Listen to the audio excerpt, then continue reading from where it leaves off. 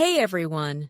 This evening we're diving into some truly obscure corners of history, exploring places like monasteries, home kitchens, and private confession booths to reveal a part of the past that's been deliberately omitted from standard history books. We're discussing how women in the Middle Ages satisfied their own desires. Yeah, that's right. If you're looking for dry academic talks or gentle hints, you might not make it through, since what we're uncovering is raw, profoundly personal, and echoed over generations in scribbled notes on page edges and items stashed away under planks. So, before settling in, give the video a thumbs up and hit subscribe if you really like this content. And go ahead, share your location and what time it is for you, particularly if it's after 1 a.m. No worries there. Now, lower the lights, perhaps switch on a fan for that gentle white noise, and join me as we gently step into this exploration. Imagine yourself in a stone-walled enclosure in the rural English landscape. It's nighttime. The glow from candles dances, and you can nearly sense the quiet pulsing through the chilly corridors. This is a convent for women, perhaps from the 12th century, featuring arched stonework and aged wooden entrances. The air carries hints of sacred smoke, aged paper, and moist fabric. Beyond these walls, the outside world is filled with turmoil epidemics, battles, and the heavy hand of male dominance at its peak. Yet within, there are strict guidelines: quietude, order, purity, abstinence. But as you'll discover, such guidelines often sparked hidden behaviors. You trace a subtle giggle through the outdoor courtyard and glance into a room where nuns are meticulously duplicating manuscripts. A youthful sister, Juliana, looks up with a spark of mischief in her gaze. She's meant to be reproducing religious hymns, but concealed in her work is a piece from Ovid's Ars Amatoria, an ancient Roman guide to romance. The borders are adorned with tiny sketches tendrils twisting like digits, produce cleaved in manners that jar the mind. And Juliana is fully aware of her actions. You see, even amid the presumed holiness of the nunnery, inquisitiveness smolders. These sisters, isolated from childhood, remained flesh and blood. They possessed physical forms. They harbored urges. They had ample moments alone, repetitive duties that allowed thoughts to drift. And drift they did. Juliana, much like her contemporaries among the nuns, could read and write.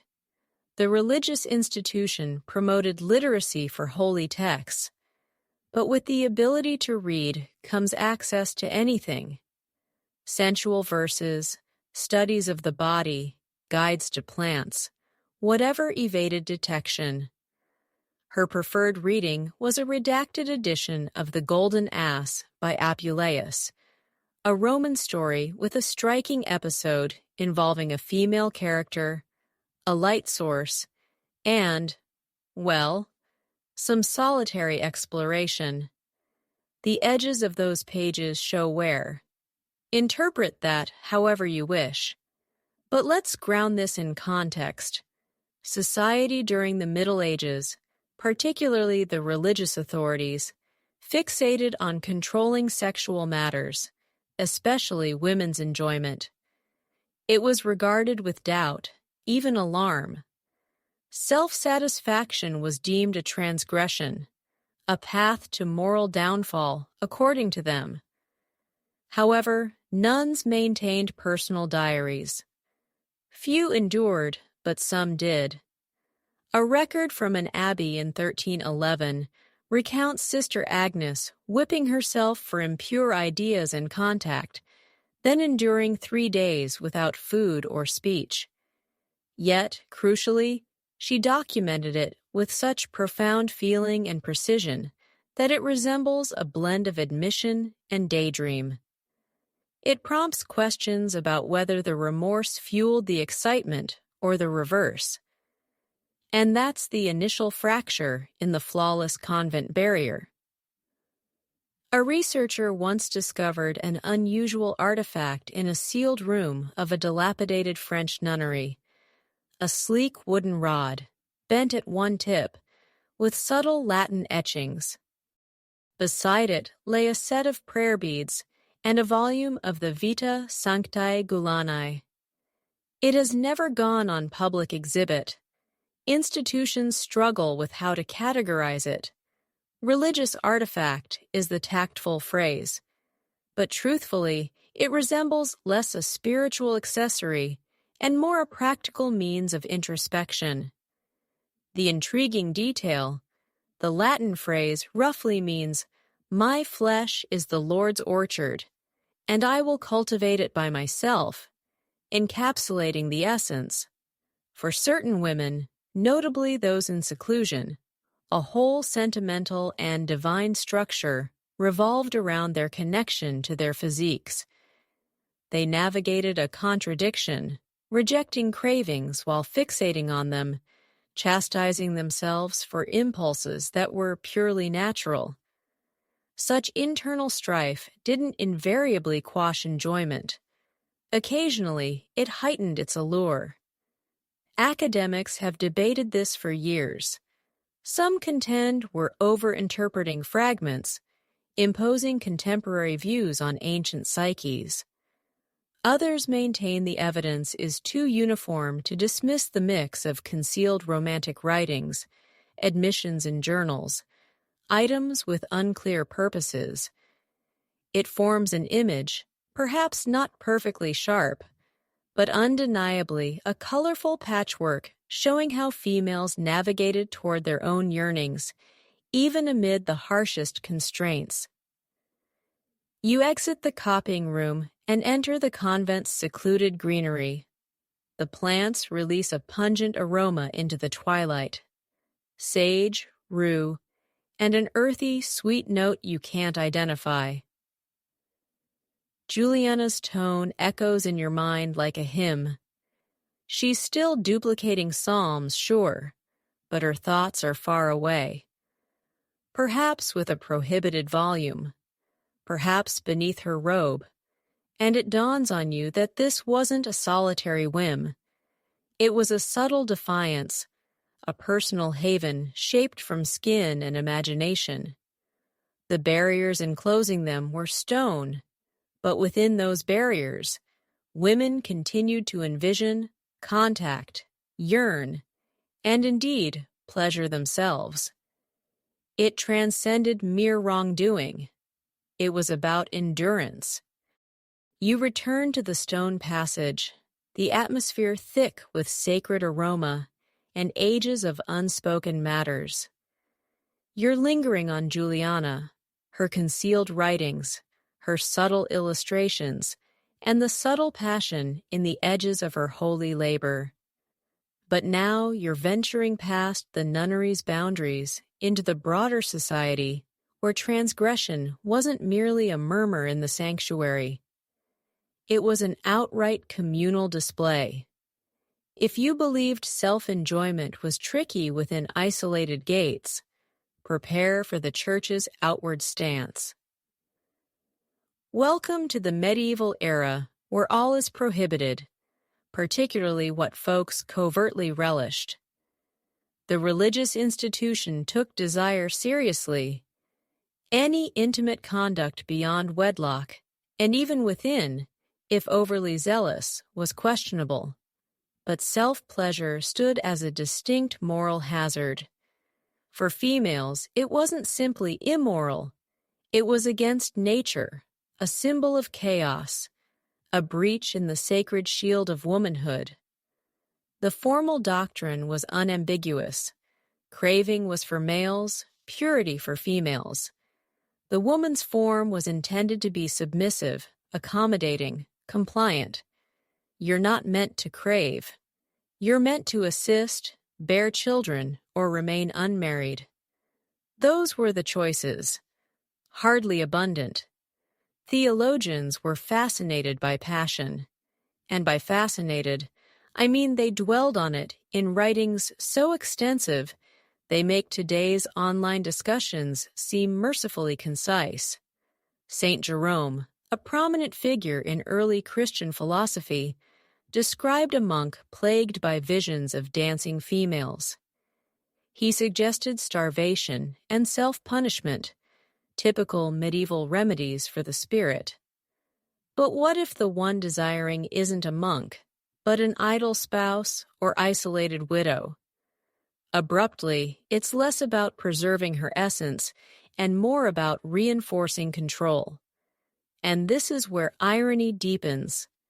The religious body penned so much on transgression depicting it, cautioning against it, detailing precisely what to avoid, that they inadvertently crafted a medieval manual on intimacy. It's akin to instructing someone to avoid picturing pink elephants, then feigning shock when they envision entire herds. A well-known 13th century guide for penance, essentially a cleric's manual for doling out consequences, positions female self-touch alongside infidelity and animal relations. The punishment, abstaining from all but bread and water for 40 days. But intriguingly, the document devotes multiple sections to outlining how a woman might perform the act, what items she could employ, and how often. Suspiciously comprehensive, Reverend. Now, picture an everyday woman absorbing this. Perhaps you're a young girl in a modest hamlet, a trader's spouse, or a widow owning her residence, a scarce privilege. You attend confession, and the priest poses very pointed inquiries about your solitary activities. Even if you weren't engaged before, now the notions swirl in your thoughts like mist. That's no coincidence. This is where we halt for the evening's peculiar detail. In the 14th century, a documented instance in Italy involves a cleric so fixated on women's admissions that he authored a private manual for uncovering concealed wrongs. It featured queries like, "Do your hands drift beneath your attire at night?" And, "Have you applied force between your legs while envisioning a man?" This bordered less on divine counsel and more on mild erotic questioning. He was ultimately ousted from his role for improper conduct, though accounts don't specify if he faced discipline or merely relocation to another area. Typical medieval oversight. But this sparks the discussion. Were these cautions and documents mere projections? Did the religious leaders truly view women as boiling pots of uncontrollable passion? Or were they fostering that notion to rationalize greater dominance? Certain experts suggest the clergy's preoccupation with female craving stemmed more from their personal insecurities than reality. Others propose we undervalue how authentically frightened medieval folks were of physiques in general, women's in particular monthly cycles, labor, excitement, all perceived as chaotic, perilous, and religiously dubious. So if a woman relished her form, even privately, she wasn't merely violating a directive. She was upending the established hierarchy. In your imaginative journey through time, you float across a hamlet marketplace. It's trading day.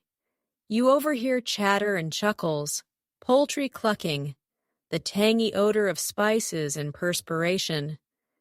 Amid the activity is a modest wooden stall for Sunday confessions. A queue of women forms. Some grip beads, others appear timid. You catch fragments of murmured regrets, jealousy, idleness, tainted notions, But nobody utters the term self-pleasure. It's too intimate, too laden with disgrace. Yet you sense it's present, lingering like sacred fumes, unvoiced but intensely experienced. You stroll with one afterward. Her name is Aldith. She's the child of a grain processor, with calloused palms and eyes that have witnessed more than her age warrants.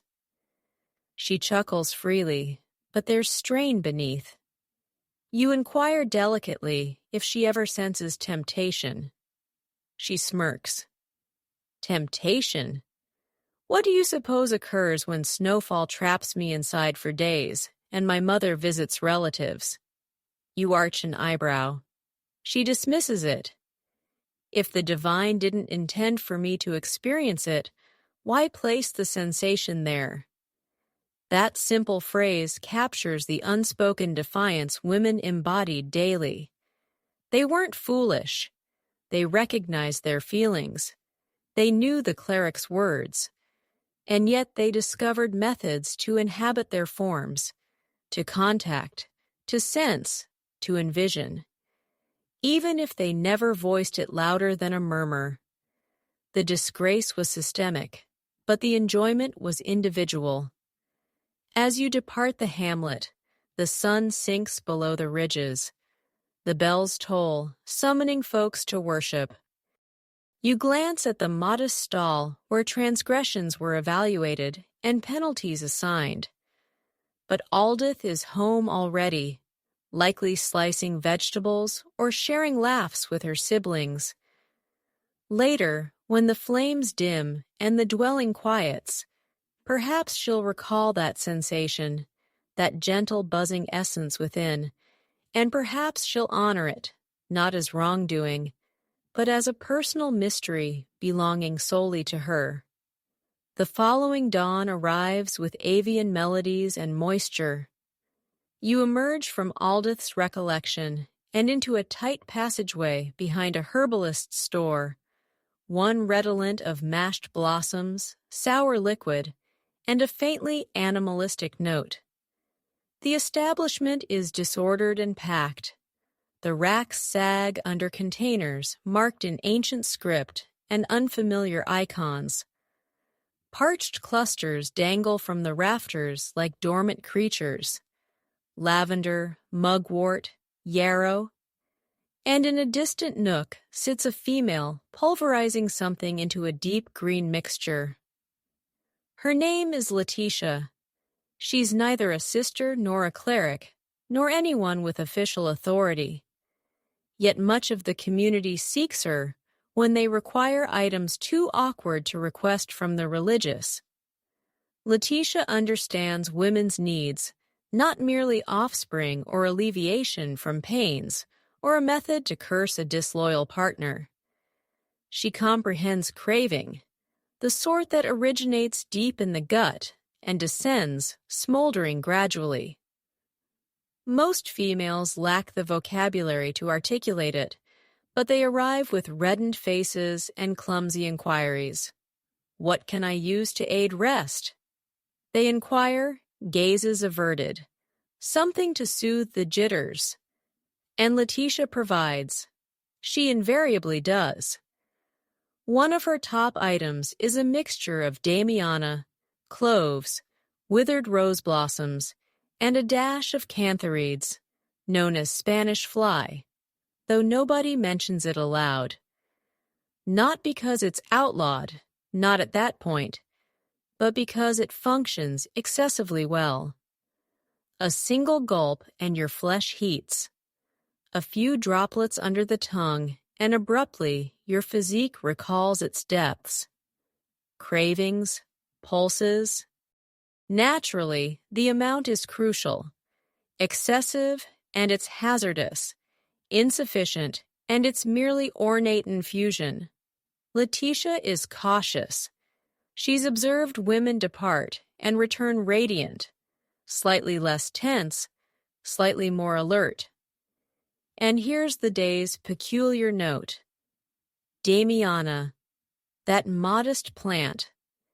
It served as a stimulant dating back to the Aztecs, but by the later medieval times, it appeared in European plant guides under ambiguous phrases like rousing of the uterus or heating of the lower regions. A 15th century document portrays it as a tonic ideal for sorrowful young women, which frankly is just period jargon for females needing enjoyment without an avenue. Letitia doesn't function in isolation. Across the Middle Ages, birth attendants, plant experts, and so-called sage females possessed the genuine insight into the physique, particularly the female one. This insight wasn't invariably documented. It was murmured, transmitted from parent to offspring, from mender to learner, and portions of it concerned enjoyment. Yes, they understood preventing conception or prompting it, but they also knew easing migrating uteruses, quieting frantic mists, and relieving the buildup in solitary spouses and fatigued servants. Here's where the historical discussion intensifies. Some experts contend that these plant treatments were merely unintended effects of addressing female ailments. Others assert the women certainly knew their intentions, and that phrases in ancient documents like reviving the essence or reinstating warmth to the core were subtle disguises for inducing stimulation or even pique. Because honestly, when a formula includes fennel, cinnamon, honey, and ongoing rubs to the lower midsection, it's not solely about swelling. You sit opposite Letitia now, sipping something heated and spiced. She arches a brow. You entered for remedy for coughs, she teases. But perhaps you're seeking another thing. Her tone is gentle, but there's a perceptive sharpness. And suddenly, you're drawn into a concealed past. A subtle web of women who have perpetually recognized that the physique is not merely a container for agony, but a wellspring of strength. Letitia reveals a small volume encased in supple hide and marked by age. The sheets are packed with formulas, one for spasms, one for fruitfulness, one marked solely with a half moon and the term glimmer. What does this achieve? You inquire. She grins but offers no reply. Instead, she immerses her digit into a tiny container of ointment and applies it to your arm. The fragrance is captivating. Amber, citrus bloom, something deeper. Your flesh prickles. The space feels somewhat warmer. This is the closeness often overlooked in historical accounts. Not monarchs and conflicts and antique pacts, but females solitary or united, pursuing enjoyment in veiled manners, with plants, with heated rocks, with ingenious applications of fiber or sculpted items exchanged covertly at dusk. The external society declared they weren't supposed to experience craving, much less pursue it. But in the seclusion of their cooking areas, yards, and communal sleeping quarters, they constructed an alternative reality. You express gratitude to Letitia and depart with a modest fabric-bound package secured with cord and discretion. Outside, the hamlet hums with ordinary existence, animals, rumors, soiled paths. But you bear something timeless and profoundly challenging. Awareness that enjoyment is not merely feasible, but yours to seize. And that other females ages ago did likewise. As you proceed, the aroma of plants clings to your flesh. You contemplate the innumerable women who requested slumber aids or uterine soothers, fully aware of what they truly obtained. and you grin because the past didn't obliterate them. It merely murmured them into annotations and obscurity. But they're still present in the fragrance of Damiana, in the bite of clove, in the arc of a perceptive grin shared among women who perpetually knew more than expected. And this evening, somewhere behind a closed pane, another female will ignite a light, unwrap a package, and claim her enjoyment softly, but not isolated. You depart from Letitia's herbal shop and feel pulled toward the hamlet's border, where the stone trails dissolve into turf and the foliage thickens. A meandering route guides you to a modest dwelling nestled in the forest, nearly engulfed by creeping vines. Within resides a woman named Wulfhild, and no, she's not a mender or a sister. She's a fabric maker. But upon entering her abode, you recognize she may comprehend the physique as thoroughly as any plant specialist. The atmosphere is heated, dense with sheep grease, colored threads, and something subtly metallic, like warmed rocks post-rainfall. You observe her instruments, wooden rods, plush fleece, fabric samples suspended from rafters, and something additional. A glossy rock formed oddly, provocatively. Wulfhild spots your gaze and smirks without remark. Welcome to the realm of resourceful creativity. Wulfhild resides solo, which is uncommon. Her spouse passed years prior, and she never wed again. The community murmurs about her, mainly in tones tinged with jealousy and bewilderment. Some claim she converses with foliage. Others say she crafts talismans with excessive skill. But the most enduring whisper is that she's satisfied, unruffled, emanating a serene contentment. And for females in the Middle Ages, that bordered on sorcery. She provides a seat and some heated ale, and you observe her operate the weaving frame. Her palms shift with a cadence that borders on mesmerizing. Each yank and draw of the strand buzzes like a pulse. "Have you ever sensed it in your core?" she inquires abruptly, gaze fixed on her task. That longing? That deep blaze? You affirm, uncertain if she's metaphorical. She's not. That's when she displays her assortment, not solely weaving implements, but for solace, arousal, and exploration. A hollowed shaft from an aged rod, sleek as stream pebble. A bent fragment of maple, eroded at one extremity. A cotton sack stuffed with heating plants, intended to be warmed by the flames and slipped beneath garments. None bear labels. None are discussed openly, but they're all crafted, intentional, evidently utilized. Here's the unusual historical snippet. There are medieval lists from certain homes, particularly widows, that itemize personal belongings without specifying their true nature. Occasionally, they're termed privates or female instruments, or simply timber objects of minimal worth. But excavators have unearthed a few preserved in marshlands and beneath flooring. And let's acknowledge they're molded in forms that spark little doubt. Now, whether these artifacts were genuinely for personal satisfaction or served some alternative ceremonial or therapeutic role, that's where academic opinions clash. Some experts maintain they were health devices for addressing hysteria or promoting childbearing. Others contend that if it appears like a phallic substitute and conceals like one, it likely wasn't for mixing stew. The reality probably lies midway.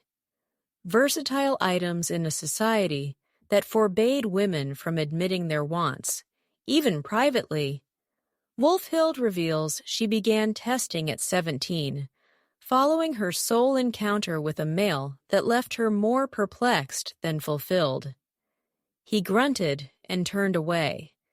She dismisses it, so I began sorting it out myself. It wasn't defiance, she states. It was endurance, isolation, mental stability. You believe males are the sole ones restless at night? Her gaze sparkles with amusement. You rest by the flames as she illustrates warming the cotton sack in the embers, then encasing it in gentle wool to press against her midsection on chilly evenings. At times it's merely comfort, she whispers. Other moments it evolves into more. She doesn't expand, and you don't require her to. The space conveys it. Outside, owls hoot afar, and the blaze snaps gently.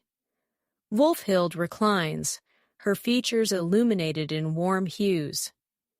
You can worship and still comprehend your physique, she remarks. They're not adversaries. They simply use different tongues. And there lies the phrase that shatters ages of hush.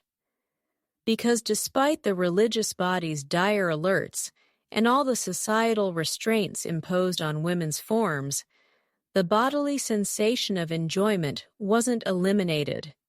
It was redirected, repurposed, and occasionally concealed within items that to untrained observers appeared utterly ordinary. Let's discuss tactile elements, because they counted then too.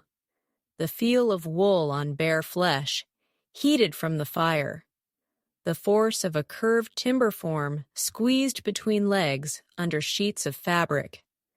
The aroma of heated plants, clove, fennel, and a hint of musk. These weren't mere sensory notes. They were instruments of endurance for women whose existences were frequently dictated by others' decrees. When enjoyment couldn't be asserted openly, it was etched in secret into horn, rock, timber, and recollection. The academic dispute over these artifacts persists. Some historians minimize them as rarities or misconstrued health equipment. Others embrace the notion that medieval women possessed a vibrant, though concealed, intimate existence, where self-satisfaction was recognized, engaged in, and conveyed in murmurs.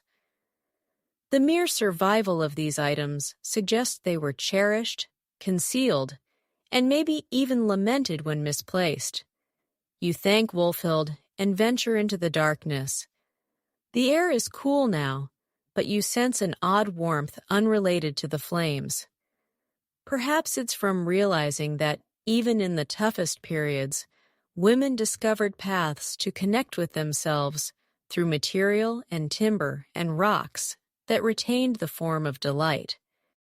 Perhaps it's the awareness that the instruments of that delight were perpetually visible, just masked as something else. The dwelling fades among the trees, but her words persist. You can worship and still comprehend your physique. That's the overlooked reality, not of defiance or disgrace, but of subtle independence, of women fashioning enjoyment with whatever was at hand, rod handles, heating rocks, or their own steady palms. You're not ready to depart the forest yet. Something about Wolfhild's assurance, her serene embrace of solitude and fulfillment, clings to you like fumes in your attire. But this evening, your route curves back to the stone barriers of another convent, one far more elaborate than Juliana's modest enclosure. This one is richer, located near a thriving commerce path, its grounds verdant and meticulously maintained. The panes are inlaid with tinted glass that captures the lunar glow like jewels and rubies. Inside, the atmosphere hints at floral essence, wax from bees, and the faint mold of antiquity. Here, Amid the facade of regimen and daily devotion, women were documenting emotions they weren't supposed to harbor, let alone disclose. In this specific convent resided a sister named Gazella. Her writings didn't persist formally. No ornate bound volume showcased in a state repository, but scraps of her diary were unearthed years ago, concealed within the empty binding of a decaying prayer book, inserted there like a remorseful message. The material is bleached, ripped, marred by moisture, but readable in spots. And what it discloses, let's acknowledge, isn't all Ave Marias. You kneel next to the candle-illuminated table in Gazella's old quarters. The area is sparse, merely a pallet, a timber seat, a vessel, and a modest cross. But it's what resided in her mind that counts. The diary pieces describe nocturnal appearances, not of holy figures or fiends, but of warmth, of visions that leave her breathless, of a shameful delight in the shadows that she concurrently pleads for pardon and aches to reprise. One uneven, tilted line states, "I punish myself, but still discovered bliss. May the Lord pardon the body he bestowed." It's unfiltered, conflicted, somewhat tragic, and it narrates a profounder tale because Gazella wasn't isolated. Throughout the medieval era, there's a whole genre of literature historians term erotic mysticism. And sure, that resembles a contemporary music release, but it's actually a style where descriptions of holy union are conveyed in blatantly sensual and occasionally intimately explicit terms. Consider saints panting in rapture, being impaled by Christ's affection, undergoing surges of sacred ecstasy that coincidentally resemble, well, climaxes. Take Saint Teresa of Avila's subsequent writings, for instance. Though she's after the medieval period, her impact resonated backward. She depicts being penetrated by the seraph's blazing spear, her form trembling, her essence dissolved in holy affection. Medieval visionaries prior to her established this foundation. Hildegard of Bingen, Mechthild of Magdeburg, and yes, numerous unnamed women in religious houses all reported physical responses to divine encounters. Shaking limbs, fiery cores, rapid pulses. It poses a challenging, uneasy query that experts have grappled with for decades.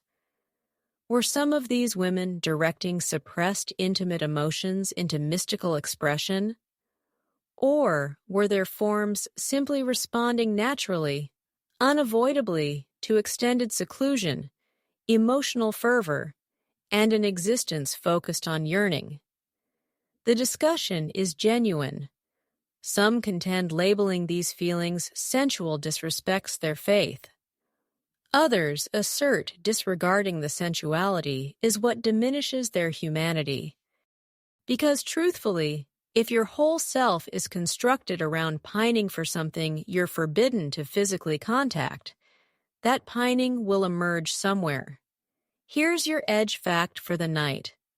In one 14th century nunnery in present-day Germany, a sister was found to have composed not only pious verses, but also elaborate correspondence to a fellow nun, detailing vivid visions, bodily feelings, and veiled allusions to private instances shared. The messages were concealed in a hollow behind the sacred table and only uncovered ages later during repairs, or were too deteriorated to decipher. But others endured. They brimmed with symbols, orchards, entrances, streams, lips, the type of composition that only appears pure if you're striving intensely to overlook the intent.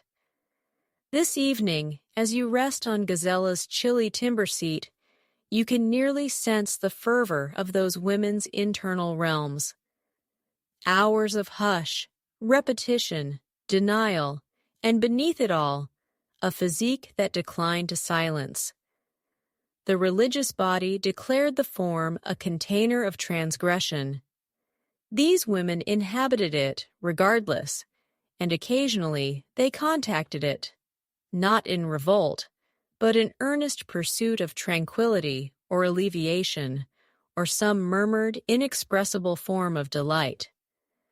The religious institution naturally attempted to restrain all this. They suppressed anything hinting at sensuality. Sisters were barred from sharing beds. Contact, particularly nocturnal, was monitored by senior women termed guardians. Nuns designated to patrol sleeping areas in case anything unhallowed transpired under the covers. But you can't oversee a vision.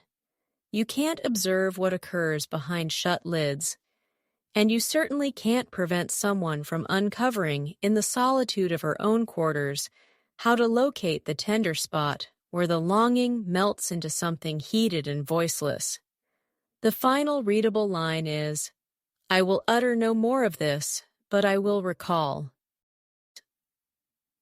It's ambiguous if she was discovered, admitted, or merely ceased documenting.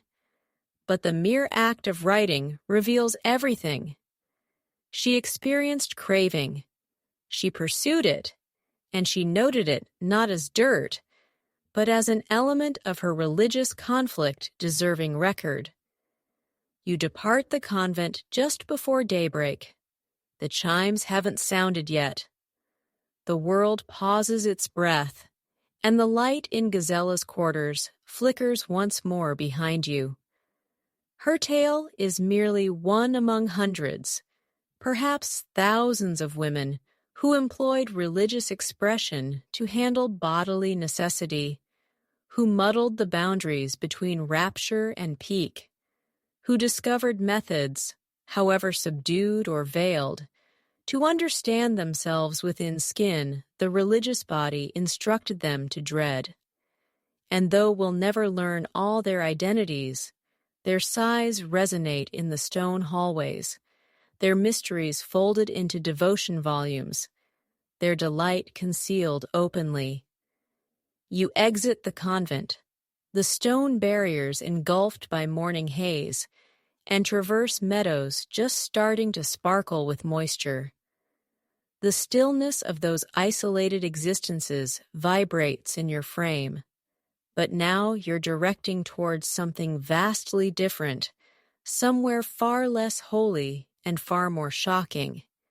This evening, or rather this dawn, you're delving between the sheets of volumes not intended to endure. The ones incinerated, prohibited, or encased in plain bindings, and placed under false headings. You're entering the overlooked archives of the Middle Ages. Yes, they possessed those. And opening manuscripts with pigment still vivid and purposes still simmering. Because, believe it or not, medieval women consumed erotic material. Now it's not as if they had a shelf tagged steamy nun escapades nestled between saint biographies and farming guides. But sensual writings existed, frequently brought in, often masked as antique or symbolic texts, and they circulated among literates, and among illiterates who had a companion to recite it softly after dusk. The distinction between amusement, instruction, and arousal wasn't as defined as one might assume. Consider the Romance of the Rose, for example, a vast 13th century French symbolic poem that begins innocently. A youth falls for a lovely rosebud. Charming, correct? Except the rosebud clearly represents female anatomy. The entire narrative turns into an elaborate symbol for courtship, opposition, and ultimate triumph. And it was immensely favored. so favored that women perused it, replicated it, shared it, annotated it in the borders with semi-humorous, semi-outraged remarks. There's even a recorded instance of a noble female, Marguerite of Navarre, who not only consumed such tales, but composed her own. Her anthology, Heptameron, is essentially a medieval fusion of the Canterbury Tales and tales of domestic intrigue. Narratives of ardor, disloyalty, craving, and longing presented from various female viewpoints. Some experts claim she was critiquing the double standards of male intimate liberty. Others suggest she was voicing female imaginings. Regardless, her tales endured because they were framed under the honorable guise of ethical teaching. You had to peer closely, but the intensity was there. And then there are the volumes nobody wishes to address. In 2008, a manuscript from the 14th century was uncovered in the supports of a larger legal tome. Parchment recycled, crammed into a spine for reinforcement. The revealed segment, a poetic story about a woman named Isabel, who after being confined in a tower by her envious spouse, seeks comfort not in devotion, but in a sleek apparatus presented by a servant. It's ambiguous enough to evade instant suppression, but straightforward enough to eliminate uncertainty about the events. One line reads, "Her digits knew the cadence as well as any musician's grasp. Well, then here's your edge fact for the day." There's conjecture that specific crafts guilds, particularly those of copyists and decorators, produced sensual artwork on commission for discreet purchasers, not for open view, of course, but to be inserted into folders and concealed under bedding. In one uncommon case, a border illustration in a book of hours depicts a nun pursuing a phallus on legs. Yep, a literal penis with legs. It's not subtle, and while scholars debate whether it's satire or smut or some twisted moral allegory, the vibe is unmistakably cheeky. Someone somewhere found that funny or stimulating. Now, you might be thinking, but weren't most women in the Middle Ages illiterate? Fair point. But here's the twist. Noble women, nuns, and urban merchant class women were often literate, especially in larger towns. Reading wasn't always academic. It was social, sensual. Books were read aloud during embroidery sessions, in bed, or while tucked away behind drawn curtains. One late 13th century account even tells of a group of nuns disciplined not for reading illicit texts themselves, but for allowing local girls into the convent to hear them read from French romances of excessive sweetness. That's a poetic way of saying they were reading sexy stories to guests after Vespers. But the debate rages on. Some scholars argue that we're misreading all this, that we're seeing sexual intent where none existed, that metaphors like the rose or the key and lock are just innocent allegories for spiritual longing. And yes, that's possible. But when those metaphors show up again and again, always attached to female readers, always circled or underlined or echoed in private notes, it's hard not to see a pattern, a longing not just for divine union, but for flesh and blood intimacy. Let's not forget that these women weren't reading in a vacuum. Their entire lives were structured around restraint. Physical desire was either ignored, punished, or pathologized. So when a story came along that even hinted at satisfaction, however veiled, it landed like a lit match on dry straw. Imagine it. You're a widow with no husband to scold you, sitting in your candlelit chamber, the curtains drawn. You open a book gifted by your cousin in Bruges. It's handwritten, carefully illustrated, and smells faintly of cloves and old leather. You turn the pages slowly. The story is about a woman trapped, tempted, torn between duty and longing. And then, tucked inside a folded scrap, a hand-copied poem in French. She touched where no eyes dared to stray, and in the dark she found her day. Your finger lingers on the page, your breath shallows. You know you're not supposed to feel like this, but here it is. A story written for you, or someone just like you. Proof that you're not alone, that someone else, a woman with ink on her hands and fire in her heart, knew what it was like to reach down alone in the dark and not feel shame, but a kind of quiet triumph. So, no, erotica wasn't a modern invention, and women didn't start enjoying themselves in secret with the rise of paperback romances. They were doing it in castles, convents, and candlelit chambers centuries ago, with ink, imagination, and the will to find themselves in stories too dangerous to name. The real miracle is that any of those stories survived at all. By now, you've wandered through convents and kitchens, poetry and herbs, whispered fantasies and carved curiosities. But tonight, you're crossing a much darker threshold. The air smells different here, damp earth, smoke, something acrid, almost like iron. You're entering the shadowy world where female pleasure and power collided with fear. This is where the story shifts from secrecy to danger. Because for many women, the line between knowing their own bodies and being labeled a witch was thin, frayed, and often fatal. Let's start with the obvious question. Why was female sexuality so threatening that it ended up tangled with sorcery?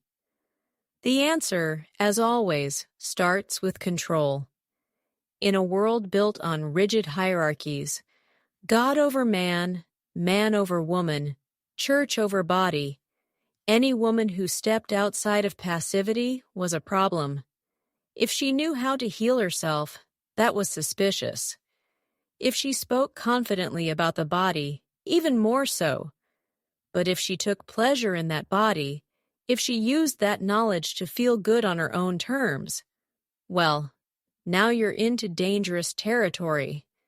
Take the case of Sibylla, a midwife in the mid-15th century, who lived near what's now Alsace. She was known in her village for being too direct, for never marrying, and for helping women in matters of the flesh. She brewed teas, massaged bellies, offered tinctures for pain. She also kept a small stone phallus wrapped in red cloth that she used quietly for treating women with what was then called uterine hysteria. You can guess what that actually meant. Her neighbors gossiped, then accused, and Sibylla was tried for witchcraft, not because she summoned demons, but because she laid hands upon women's lower regions and stirred unnatural heat. That was the phrasing used in the testimony. She was executed. Here's your quirky historical fact. The infamous Malleus Maleficarum, or Hammer of Witches, the late 15th century guidebook for identifying and punishing witches, includes entire sections obsessing over female sexuality. It claims with absolute confidence that women are more lustful, more deceitful, and more prone to carnal sin than men. One particularly unhinged passage describes how witches inflame the loins of others by the mere touch of the hand. Not exactly peer-reviewed science, but very telling. The fear wasn't just about magic. It was about women owning their own desire. You're starting to see a pattern, right? The church couldn't fully erase female pleasure, so it rebranded it, framed it as something foreign, demonic, outside the natural order. If a woman's body hummed with heat and joy, it had to be because she'd made a pact with the devil, or a forest spirit, or a goat for some reason, anything except her own agency. But here's where things get murky. Some women did mix pleasure and ritual, not because they worshipped dark forces, but because the line between medicine, spirituality, and sensuality wasn't clearly drawn. For example, in parts of rural France and Italy, fertility rites involved women bathing together, chanting prayers, anointing their bodies with oils, and yes, sometimes using carved objects passed between them to awaken the womb.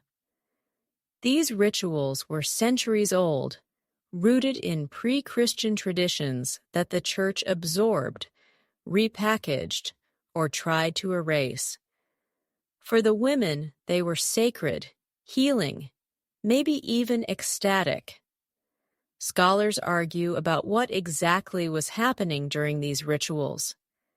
Were they communal acts of empowerment, religious ceremonies with sensual overtones, or just misinterpreted folk practices? No one agrees. The sources are fragmented, often recorded by men who had no idea what they were actually witnessing or who twisted it deliberately. But what's clear is this: the further a woman stepped from sanctioned roles, the more her pleasure became a threat. Picture this: a woman dancing alone in the woods at dusk, her hair loose, her feet bare in the dirt. She has herbs in her satchel, scars on her hands, and stories the priest doesn't like. If she touches herself under the moon, it's not because she's cursed, it's because she knows herself. That was enough. Inquisition records show that many women were accused not just of casting spells, but of arousing themselves or others through unnatural means. One case tells of a widow named Agnes who kept a devil's toy carved from bone and who supposedly used it during Sabbaths to entertain the flesh. There's no evidence she harmed anyone, but the object itself proof that she sought pleasure without male permission was all it took. The toy was burned along with her body. Let's take a breath because, yeah, this part is heavy. And yet, through all of this, the trials, the gossip, the danger women still found ways. They passed knowledge in hushed voices, shared tools under cloaks, hid items in wool crevices and inside mattress seams. One historian uncovered a tiny bundle of linen stuffed in a chimney of a 14th century cottage in Wales. Inside, a smooth wooden cylinder, a dried sprig of rosemary, and a prayer scroll addressed not to God, but to Our Lady of Comfort. No one knows her name, but we know what she valued: warmth, scent, sensation. A moment of control in a world that offered none. The debate continues today. Were these women rebels, victims, survivors, magicians in disguise, or sensualists misunderstood? Some say we should stop trying to label them entirely, that what matters isn't how we categorize them, but how we listen to the traces they left, scorched, hidden, whispered. You step away from the fire now, leaving behind the smoke and ashes of too many burned names. And yet you carry something with you, a deep understanding that pleasure for many medieval women was a dangerous act of resistance. To touch yourself in a world that told you your body wasn't yours, that was magic. The real kind. The kind no one could ever fully extinguish. You're walking through the thick fog of early morning now, and with each step, the world feels heavier. not just from what's come before witch hunts, whispers, burnings, but from what still hides in the cracks of this era.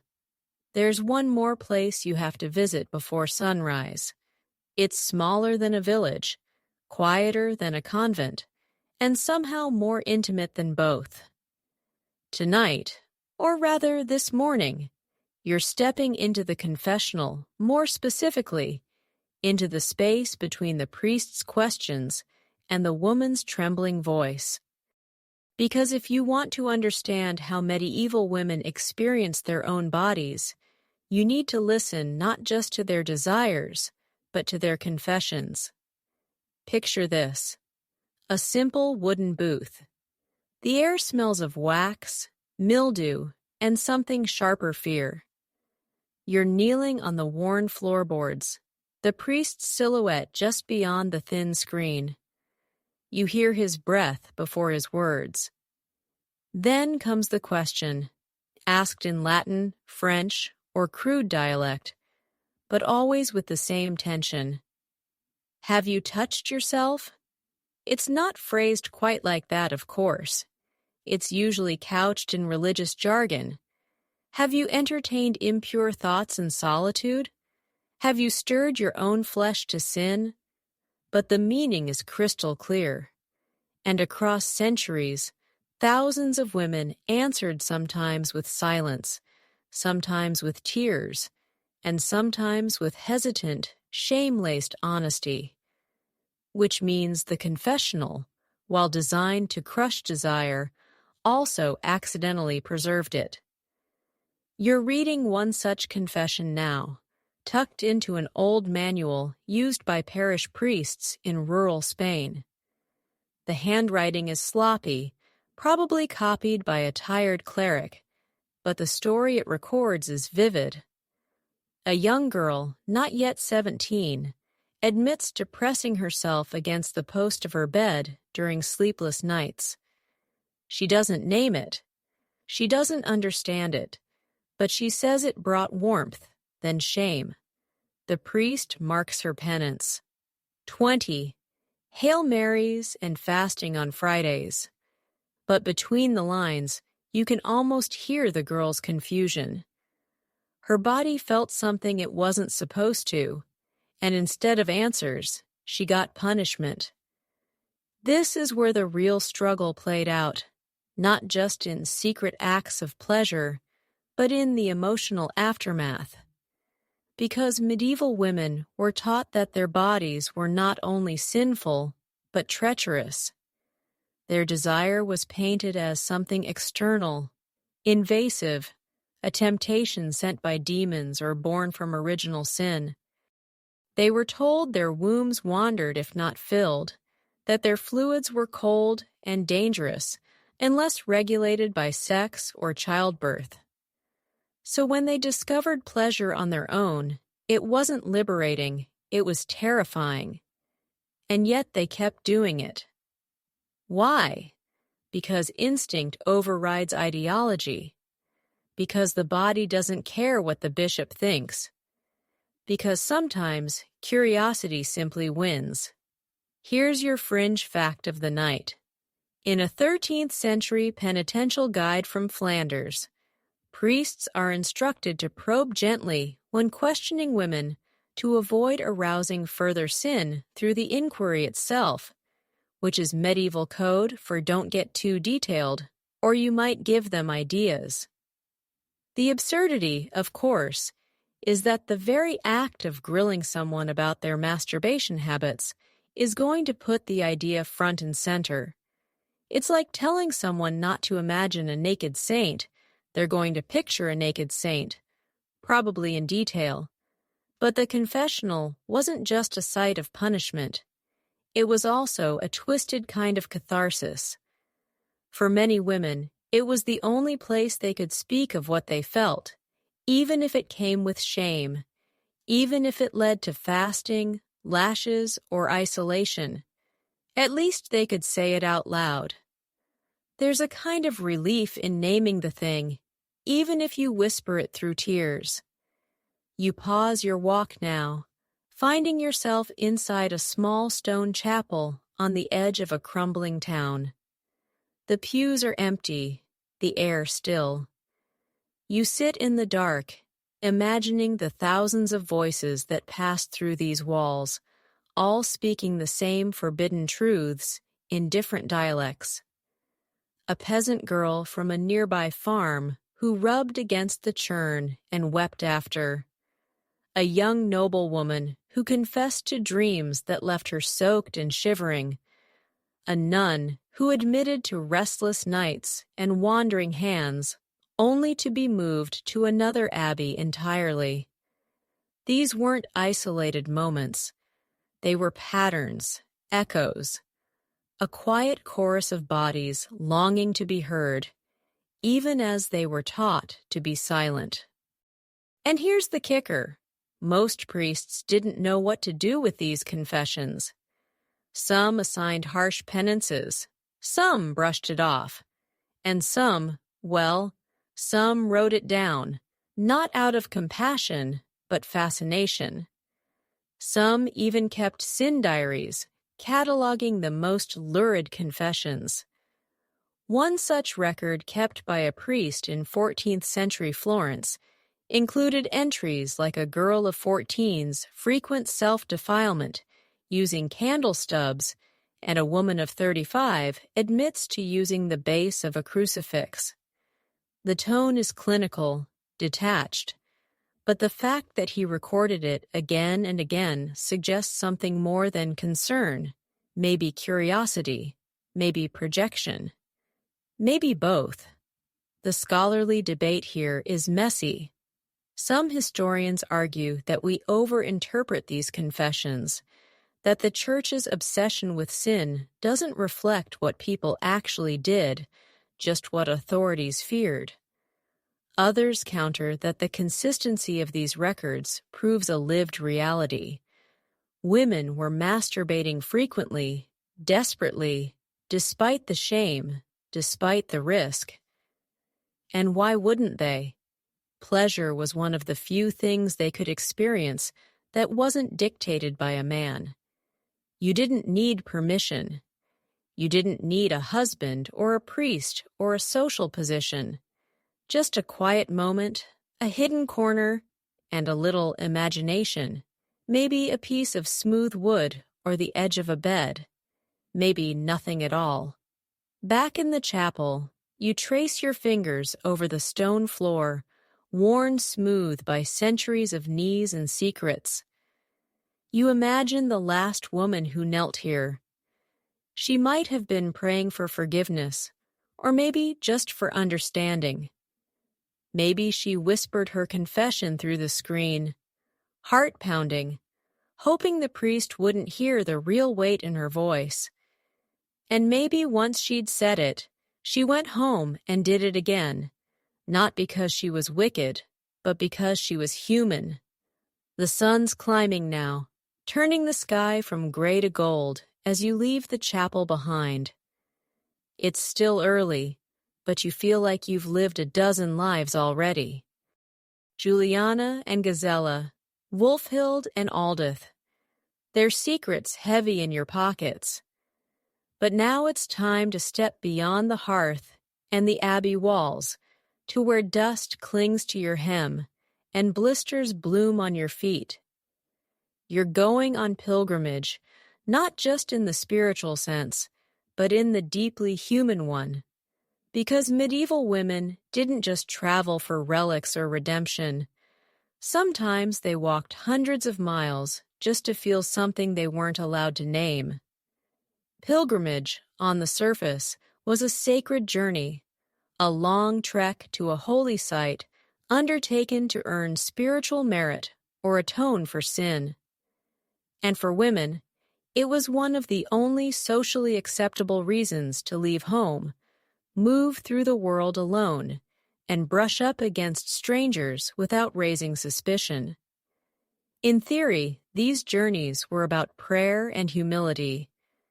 In practice, they offered something far less pious and far more tantalizing: freedom, anonymity, the kind of solitude that lets the mind and hands wander. You're walking beside a young widow named Marjorie. She's headed for the shrine of St. Thomas Becket, a long and dusty trip from her home in Devon. She's grieving, or so she says, but as the road stretches behind her, she admits that she's also just curious. "I want to know what I'm made of," she tells you, eyes bright under her travel hood. "I've spent my life being touched. I wonder what it's like to touch myself." It sounds simple, but in her world, it's radical. You camp that night near a roadside inn, the stars blinking through the smoke of other pilgrims' fires. Marjorie rolls her cloak into a pillow and lies back with a content sigh. "I dream more now that I'm alone," she murmurs. "Not all of them are holy." She grins at the sky like it's in on the joke. She's not ashamed, not exactly. But there's a thrill in the secrecy and a strange permission that comes from being just another face among many. And she's not the only one. Historical records tell us that women on pilgrimage often formed brief, intense bonds, sisters in walking, praying, and sometimes sinning.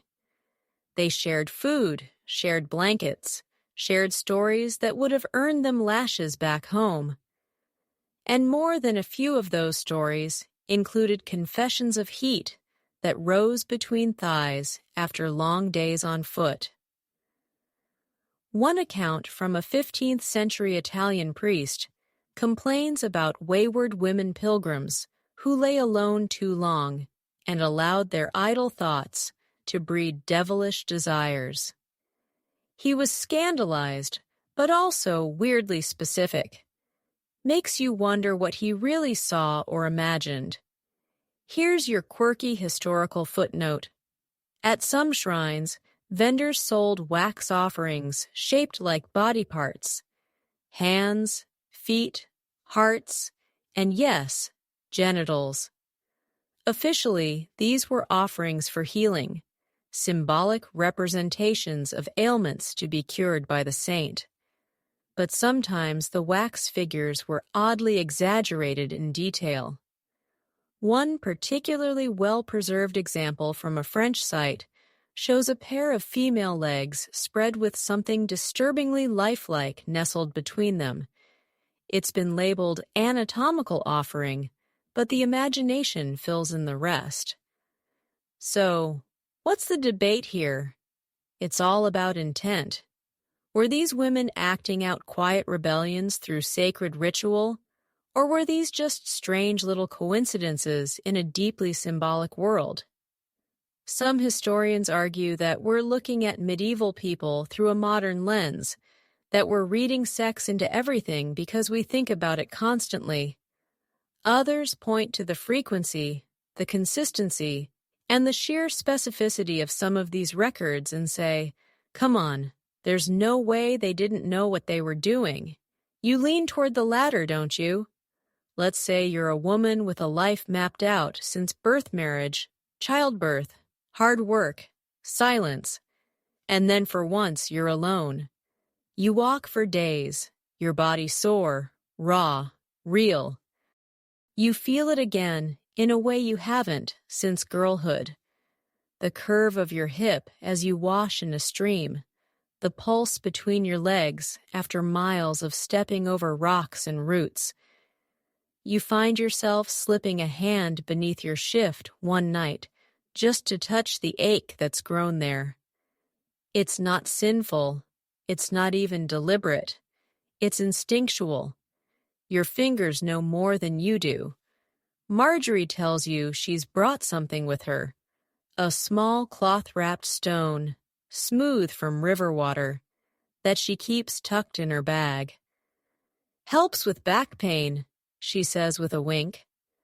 But later that night, when the camp is quiet and only the insects hum, you hear the softest sound from where she lies.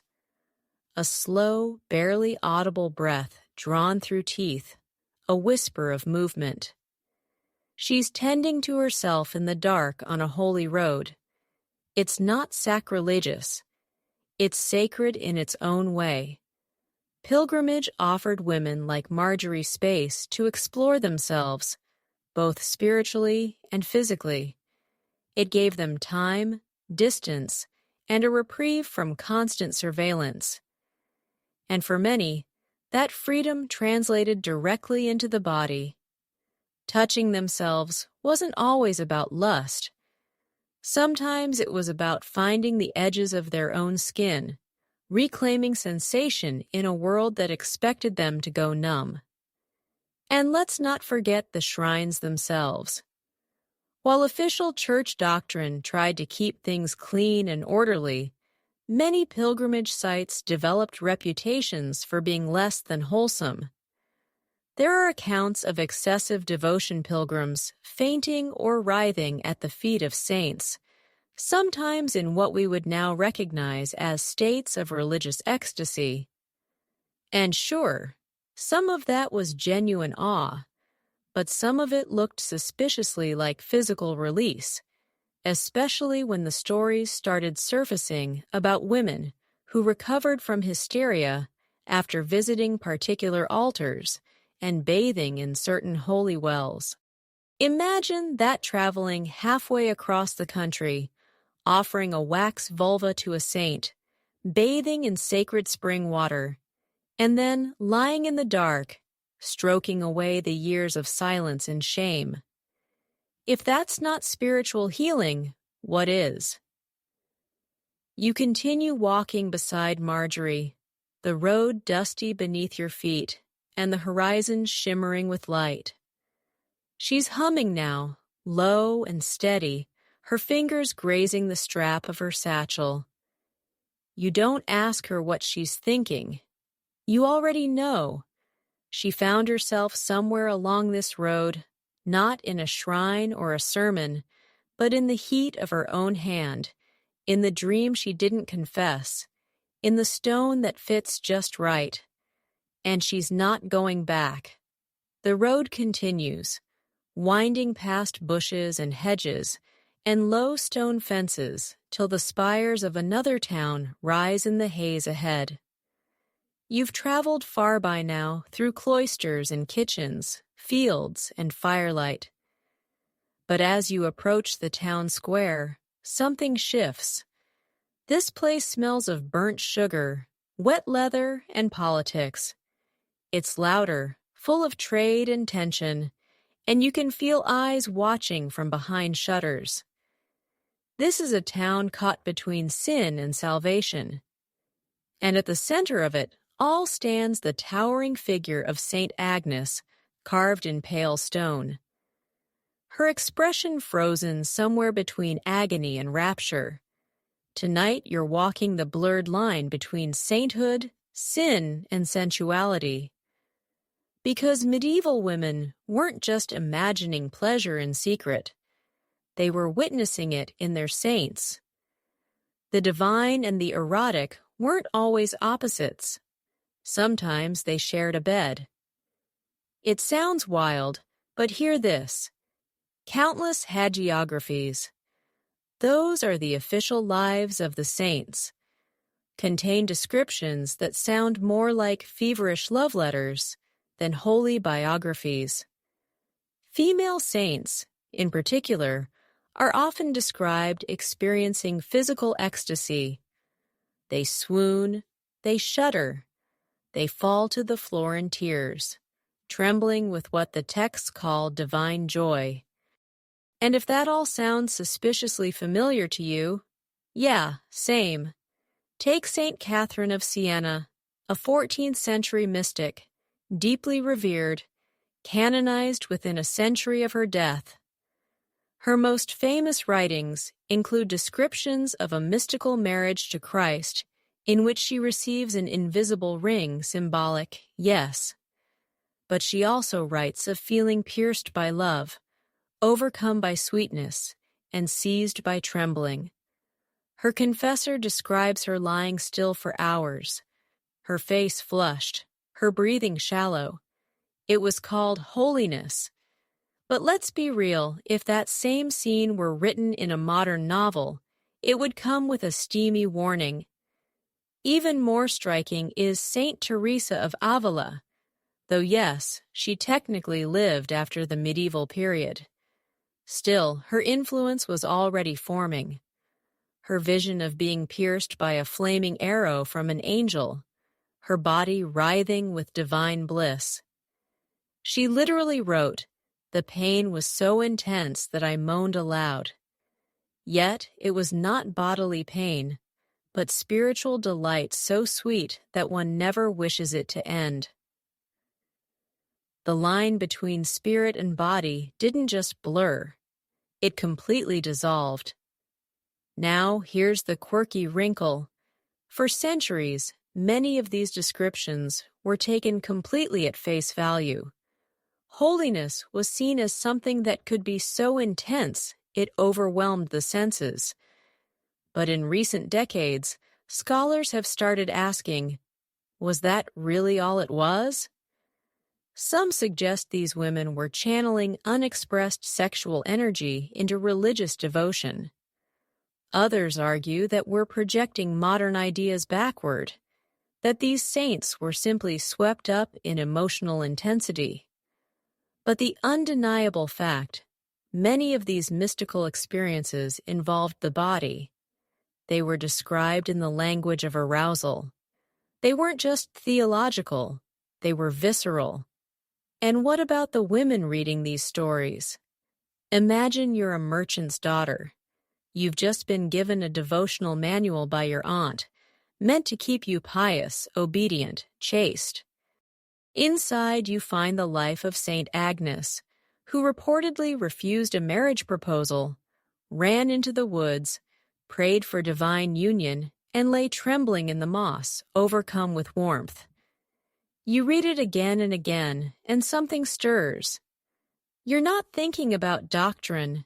You're thinking about that warmth, that trembling, that moss. Because maybe these stories weren't just instructions. Maybe they were invitations.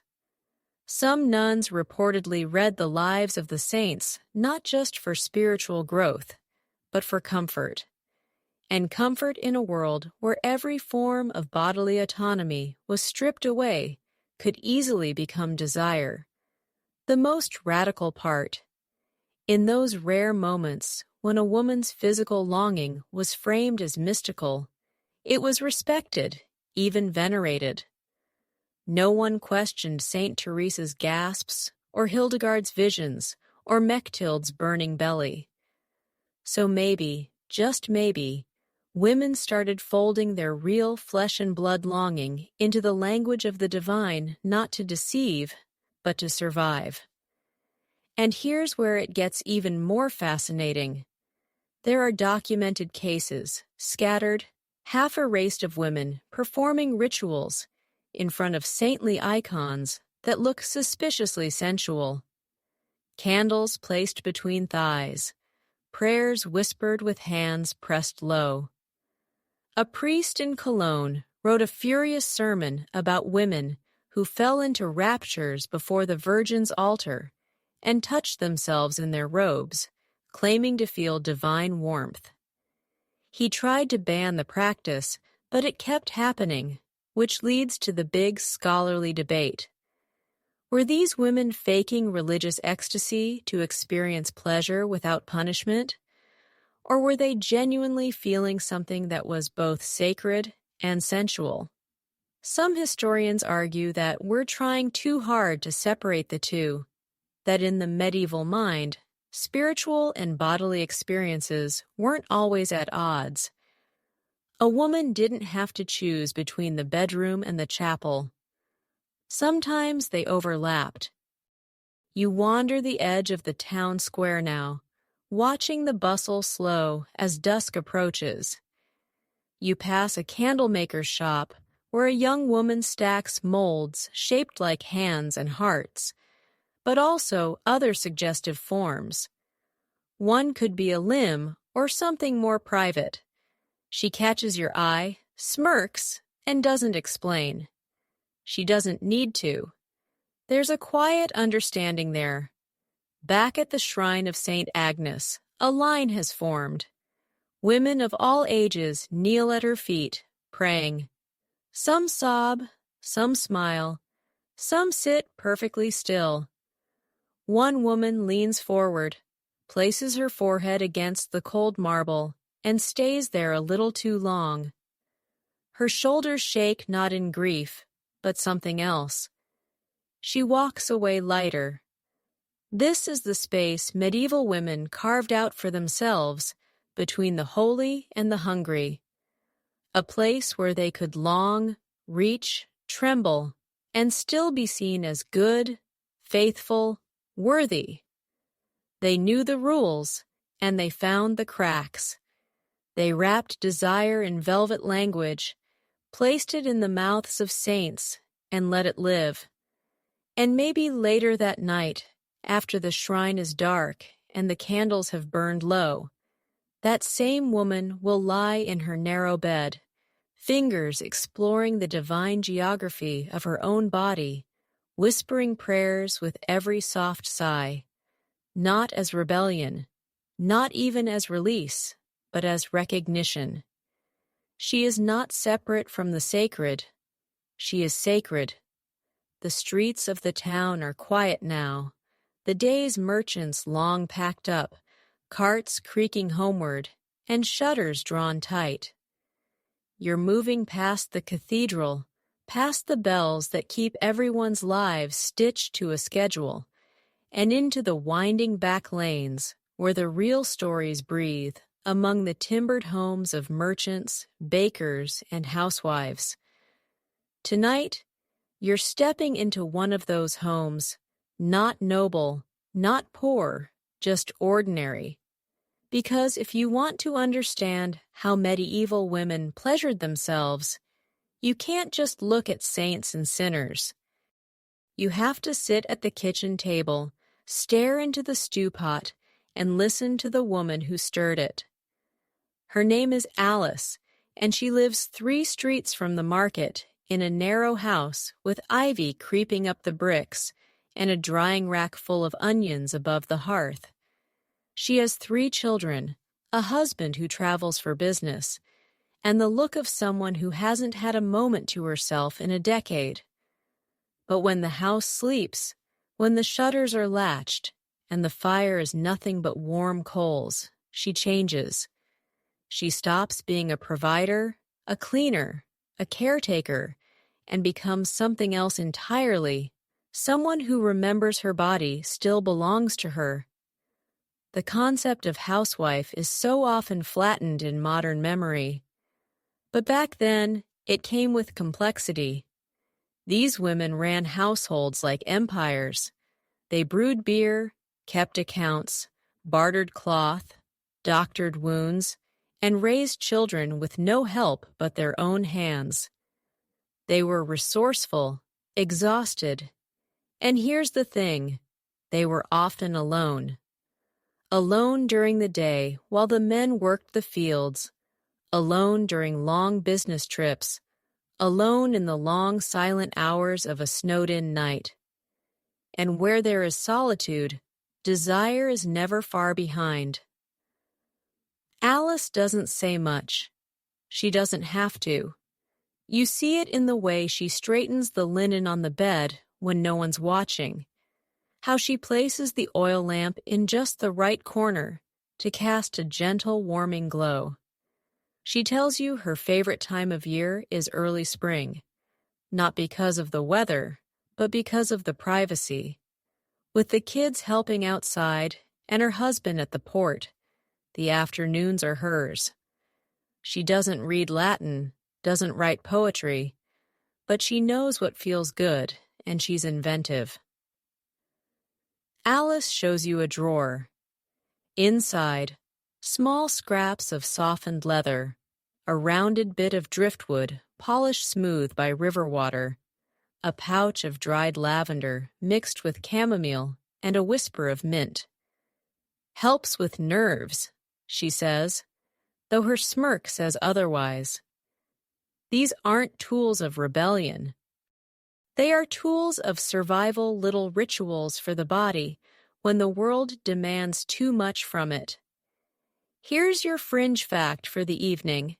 In some medieval marriage handbooks, yes, those existed. There are entire chapters devoted to how women should endure sex with their husbands. Not endure. Yet between the lines, advice sneaks through. Prepare the bed with warmth and oils, one 14th century guide advises. Let her recline gently and breathe deeply, for her pleasure quickens her womb. That last part, if you caught it, is the loophole. If a woman's enjoyment was seen as helpful to fertility, then suddenly it was permissible, even encouraged. So Alice plays along. When she touches herself at night, she sometimes tells herself it's medicinal, preventative, necessary. She doesn't need a scholar's footnote to justify it, but she's savvy enough to use one if she ever got caught. Keeps the blood from going sour, she jokes, and it's quicker than waiting for God to answer a prayer. Outside, the wind stirs the shutters, and a soft creak echoes through the rafters.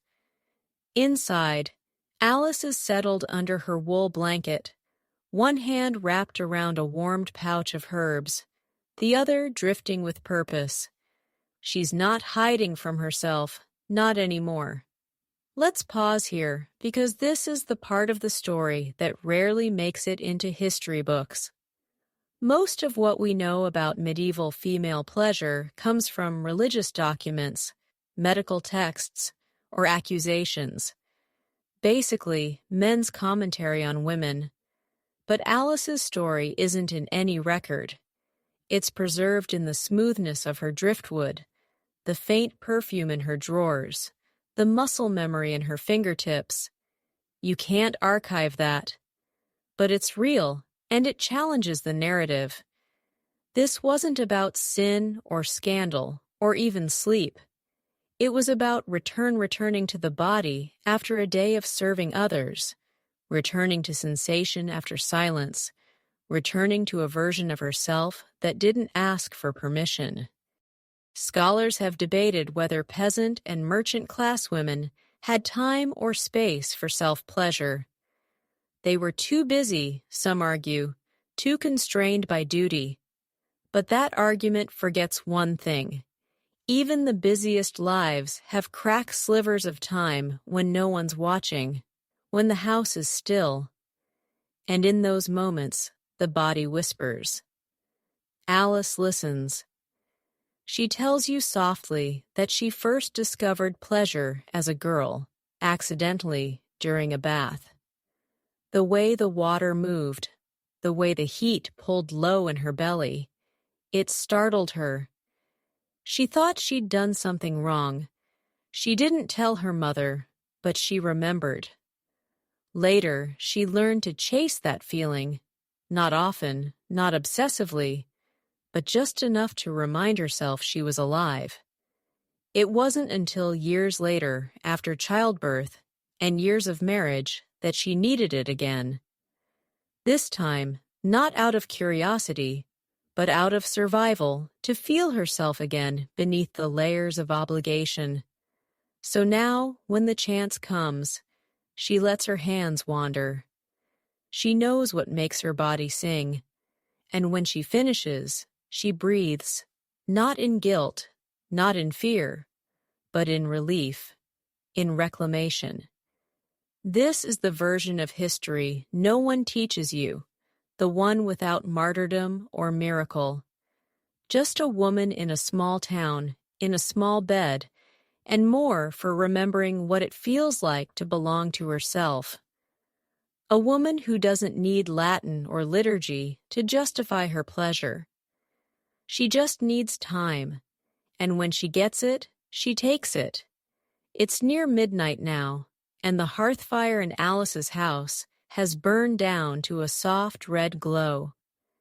You slip out quietly, leaving behind the scent of mint and smoke, and the gentle breath of someone who has finally claimed a sliver of rest. The streets are empty, slick with dew, and the town feels like it's holding its breath. But you're not headed home just yet. There's one more door waiting to open tonight, and behind it lies a different kind of power unpracticed with clean hands, sharp tools, and ancient knowledge. The midwife's domain. You find her in a house that doesn't quite look like a home. There's no family bustling around, no husband warming his feet by the fire. Just shelves, crates, jars, and a woman in her 40s, sleeves rolled, apron stained, her fingers smelling faintly of vinegar and thyme. Her name is Mara. She's delivered dozens of babies, stitched dozens of tears, and laid out dozens of the dead. People trust her, or fear her, or both. Either way, they come. But what they don't know, or don't say aloud, is that Mara has also kept another set of knowledge, not just about childbirth or fever, but about pleasure, about the moments in a woman's life when her body doesn't ache or bleed or stretch to accommodate others, but tightens with her own desire. And she shares that knowledge carefully in whispers and hands-on guidance disguised as treatment.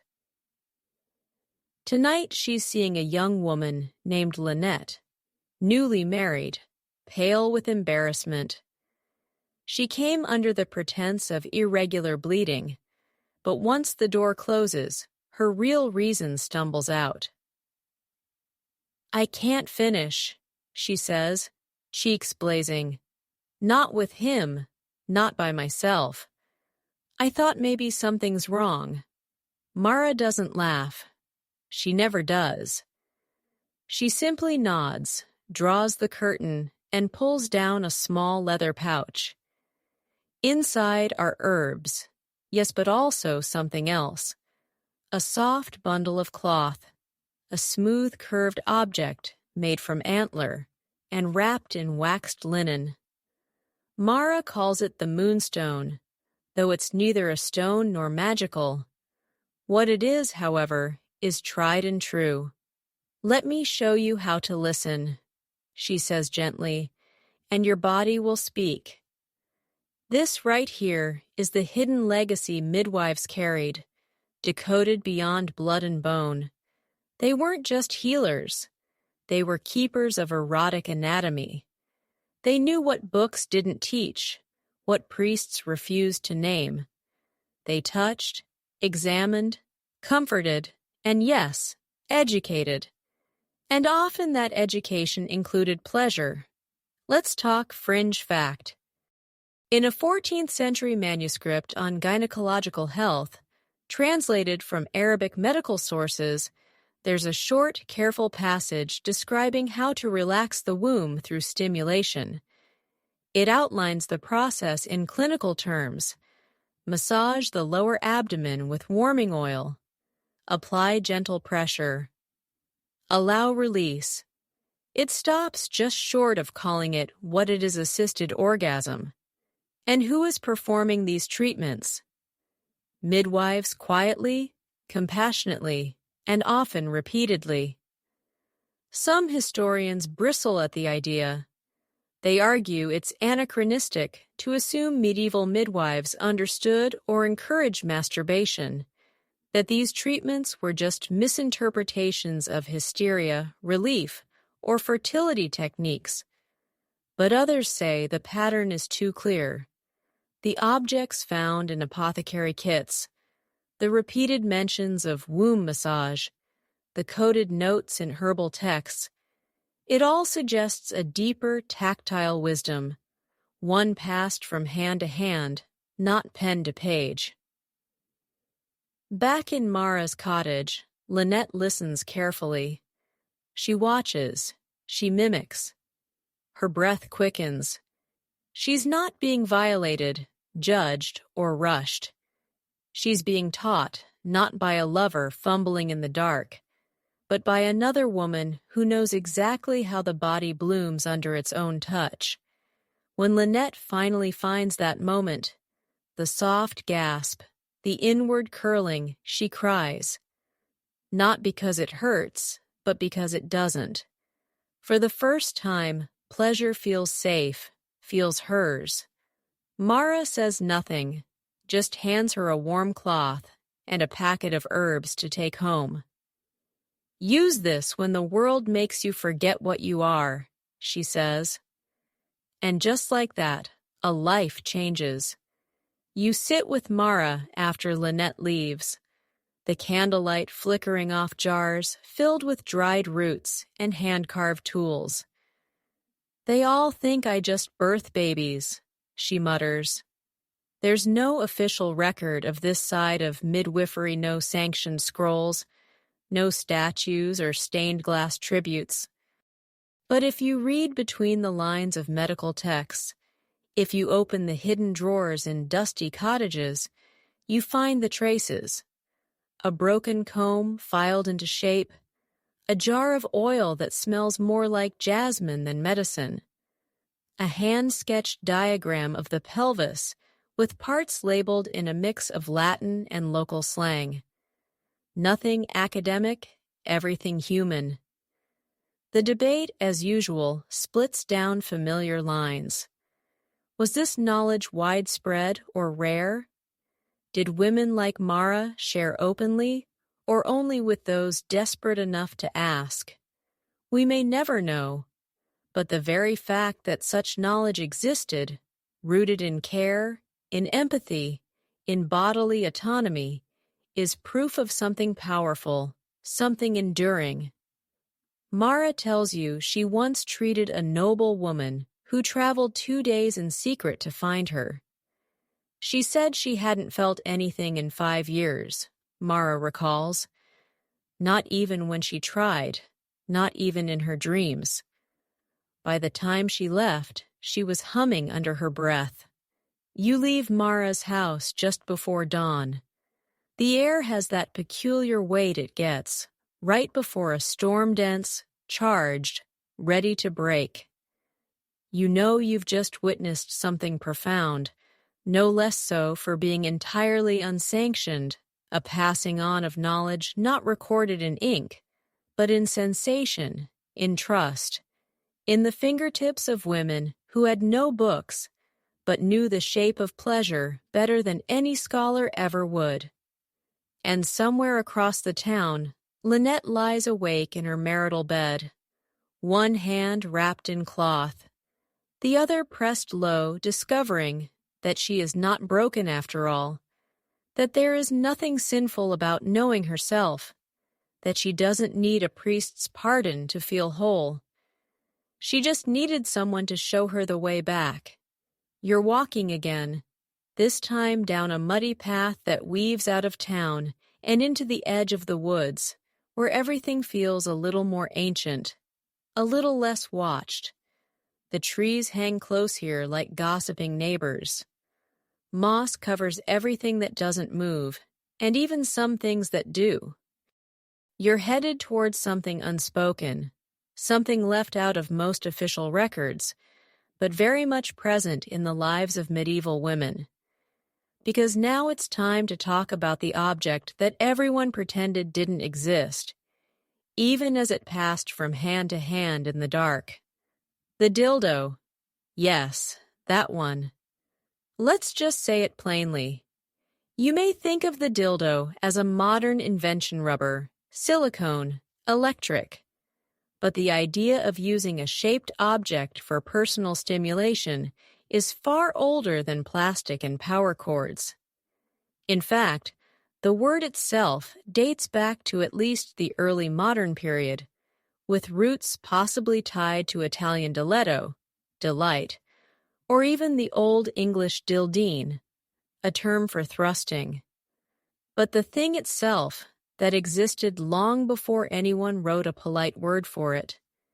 You find yourself now inside a stone cottage near the woods, candles flickering against the soot-stained walls. The woman who lives here, Edenie, is a widow in her 50s, quiet, sharp-eyed, known in her village for being odd but useful. She grows rare herbs, sells eggs, carves spoons, and among her collection of wooden trinkets and polished tools is something not quite shaped like a spoon.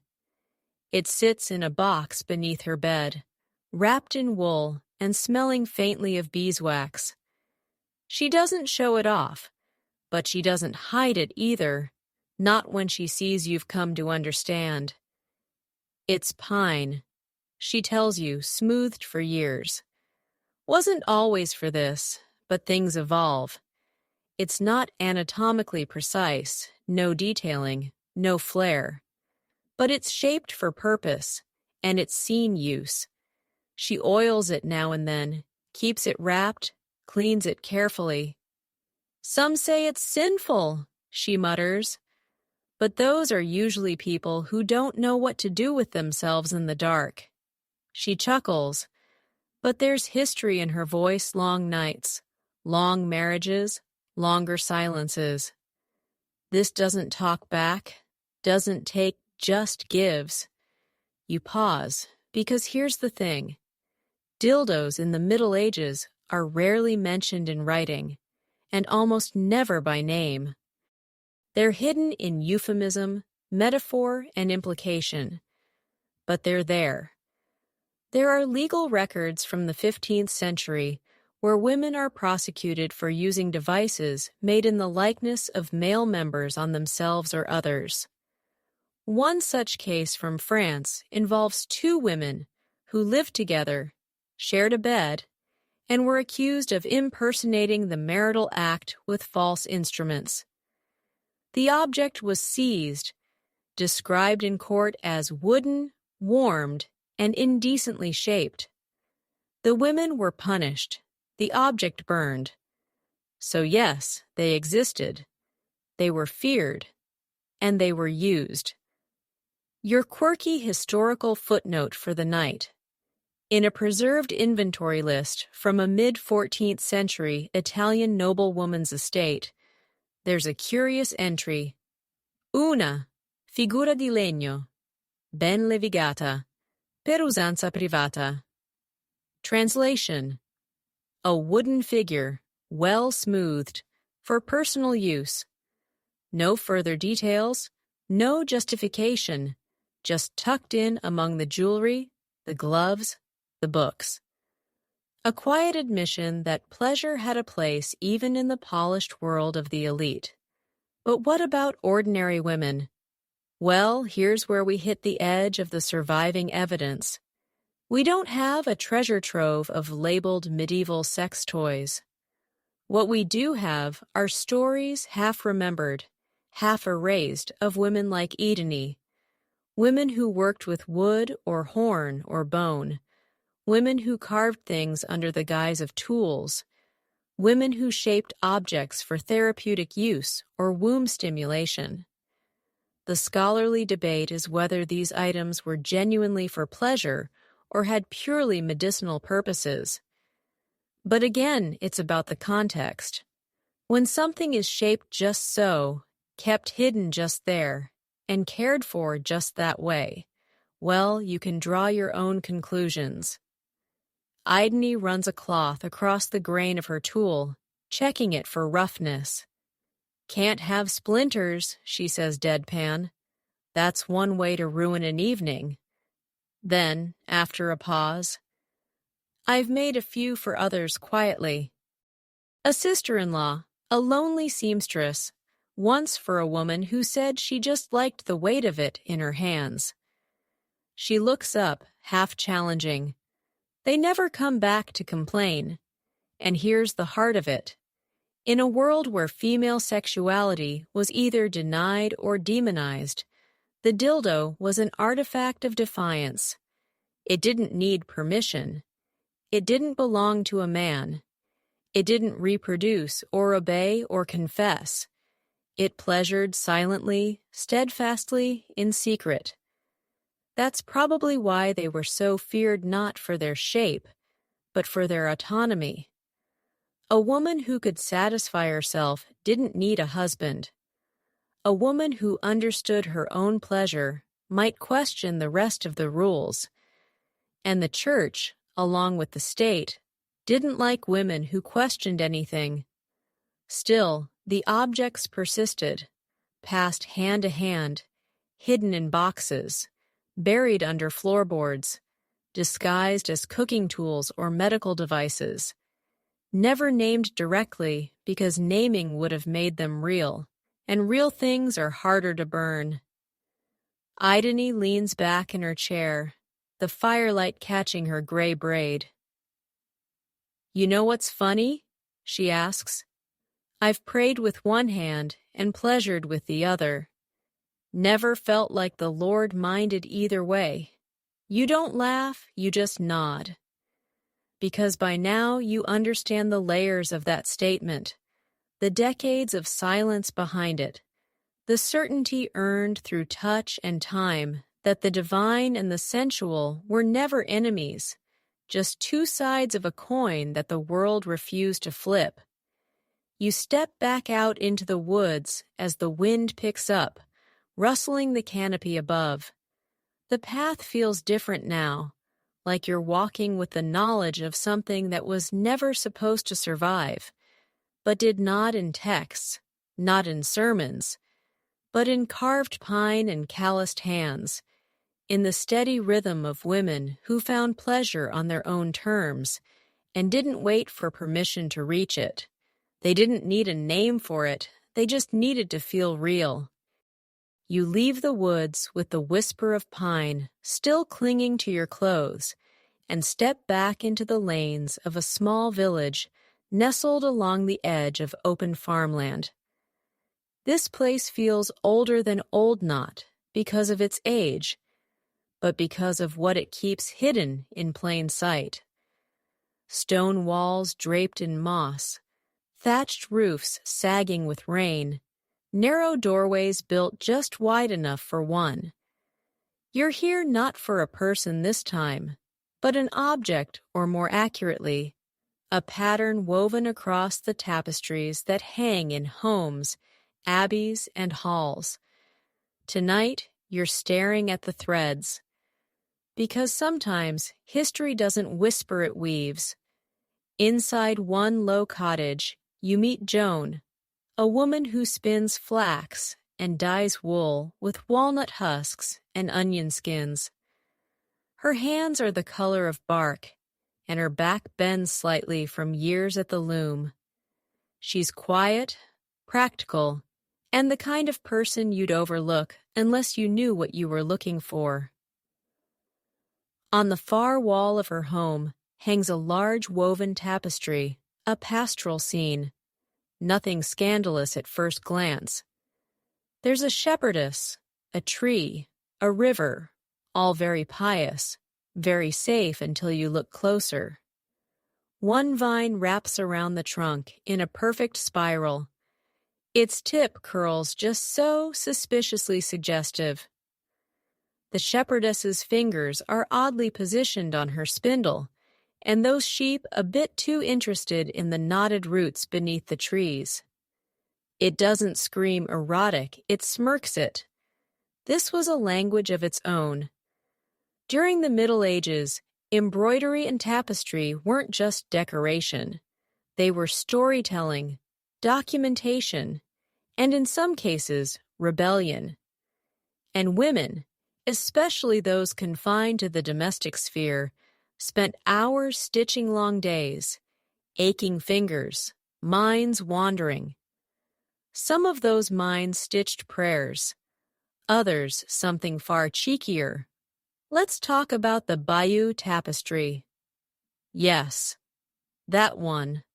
The one that chronicles the Norman conquest. Technically not a tapestry at all, it's embroidery. But that's beside the point. What matters is what hides in its margins. Tiny, almost cartoonish scenes. A naked man squatting. A woman lifting her skirts. Various appendages appearing where they shouldn't. Scholars have long debated what these images mean. Are they warnings, jokes, winks to the viewer, maybe all of the above. And then there's the practice of samplers, smaller embroidery pieces made by women to show their skill. Most are filled with biblical verses, floral patterns, or moral sayings. But now and then, one turns up with curious additions. A flower that looks suspiciously like vulva, a bird's beak diving into petals, a pair of hands holding something unidentifiable, but somehow unmistakably phallic. These weren't accidental. They were coded messages stitched in secrecy, passed from woman to woman, hanging in bedrooms behind curtains, or tucked into dowries as private jokes, or maybe quiet testaments to personal discovery. Your quirky fringe fact for this chapter. In 1992, a sampler dating to the late 15th century was discovered behind a false panel in a Devon manor house. It featured a garden scene, a tower, and a maiden kneeling. Innocent, right? Until scholars looked closer and realized the tower was distinctly phallic, and the maiden's prayer looked a lot more like a masturbation posture than a devotional one. One stitched little rebellion preserved for 500 years. Back in Joan's cottage, she tells you that every woman learns her own stitch eventually. The men don't look twice, she says. They just see a lamb or a vine. But we know, we always know. She points to another tapestry, one she keeps rolled beneath her bed. This one is more direct. It shows a tree with long, drooping fruit. Beneath it, a woman sits with her skirts lifted, face turned skyward, hand between her thighs. The fruit above her is bursting open. The threads are a bit frayed, but the intent is unmistakable. There's truth in thread, Joan says. Keeps your fingers busy and your secrets safe. She tells you about a friend long gone now, who stitched an entire piece of linen full of barely hidden acts of self-pleasure. Hands under skirts, women bathing together, fruit dripping juice, and sewed it into the hem of her wedding sheet. Her husband never noticed, but she knew it was there beneath them every night, a reminder that she still belonged to herself. This raises the scholarly debate, of course. Some historians argue that the erotic interpretations of medieval embroidery are modern projections, that what looks sexual to us might have simply been natural symbolism, fertility references, or even misunderstood plant forms. But others say the repetition, the placement, and the intentional ambiguity are exactly the point. That women used a visual language because they couldn't speak the words. They weren't writing books. They weren't carving wood. They had thread, so they used it. You walk with Joan to the edge of a small orchard just outside the village. On a faded linen cloth, she shows you a newer piece she's been working on. It's just a collection of herbs, mugwort, valerian, yarrow. But if you tilt your head, the curves start to resemble something else, something softer, something secret. She doesn't confirm. She just smiles and says, "The body has its own symbols. Some of us just learn how to stitch them." And that's what this is, a silent archive of women's pleasure, hidden in border designs and floral motifs.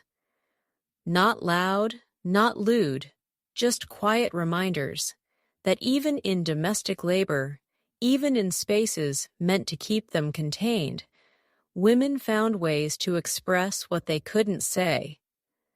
They stitched desire into vines. They embroidered longing into petals. They wrapped their private joy in linen, folded it, and placed it carefully into drawers. That's the real rebellion, making something beautiful from something forbidden. As you leave Joan's cottage, the sky is beginning to pale. The horizon blushes with early light, like a body just beginning to stir. And behind you, in a house filled with wool and stories, a tapestry hangs crooked on the wall, just enough to keep the secret safe. The morning light slides slow and golden over the fields as you follow a winding path toward the edge of the manor district, where the houses get larger, the stone walls higher, and the fabrics hanging from windows just a bit too fine to be practical. It's a place of hierarchy, where even the breeze feels filtered. But you're not here for lace and titles. You're here for what's hidden beneath all of it. Because sometimes the most forbidden pleasures weren't behind monastery walls or buried under straw.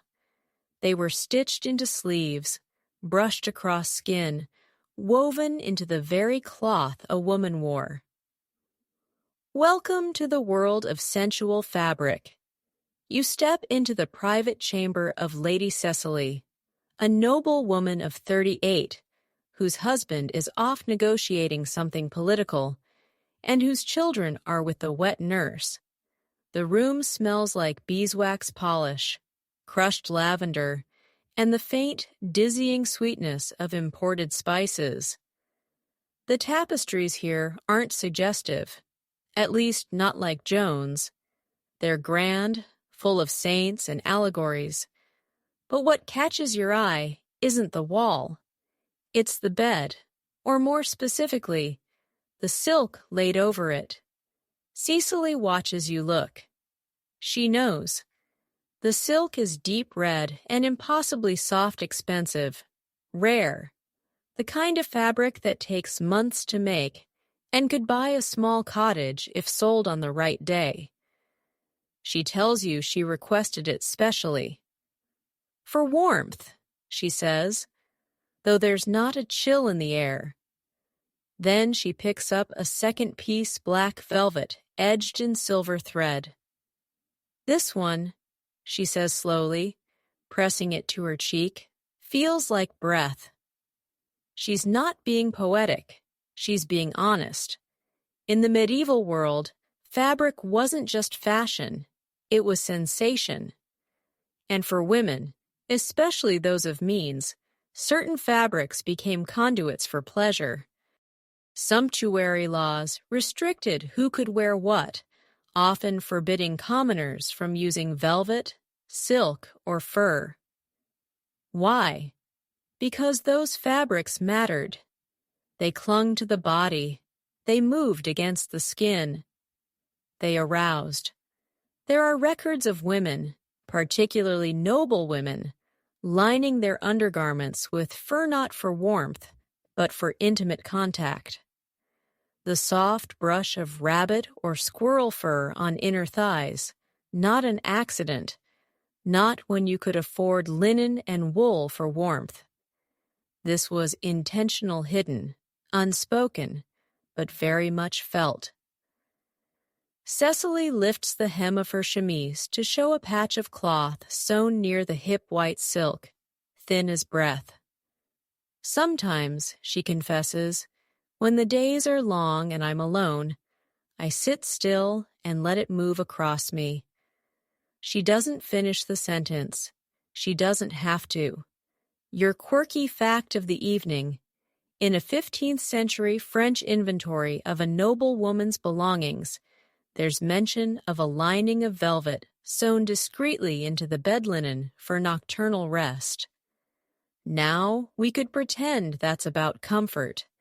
But velvet is hot, heavy, and suffocating if used purely for sleeping, unless you weren't planning on sleeping, unless your bed linen was doing more than keeping you warm. So, what do the scholars say? Some dismiss these accounts as misinterpretations, practical luxury, not sensual subversion. But others point to the frequency of these choices.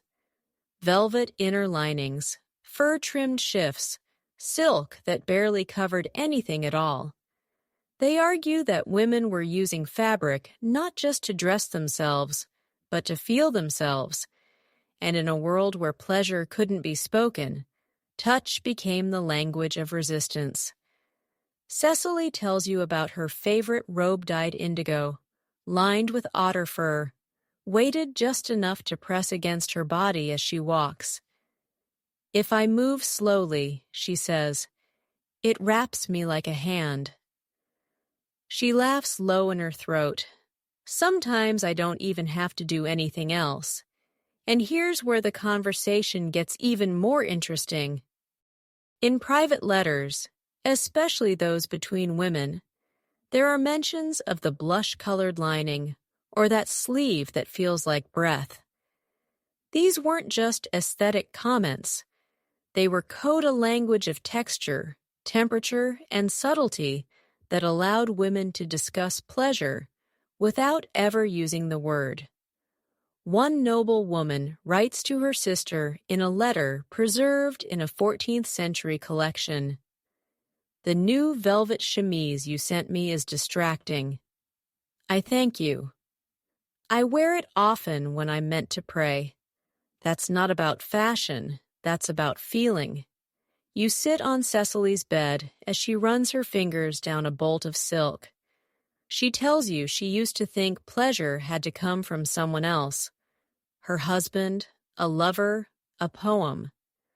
But one afternoon, while trying on a new garment, she felt a shiver from the fabric alone. "It slid across me," she says, "and I realized I don't need anyone to touch me. I can feel this and remember I'm alive."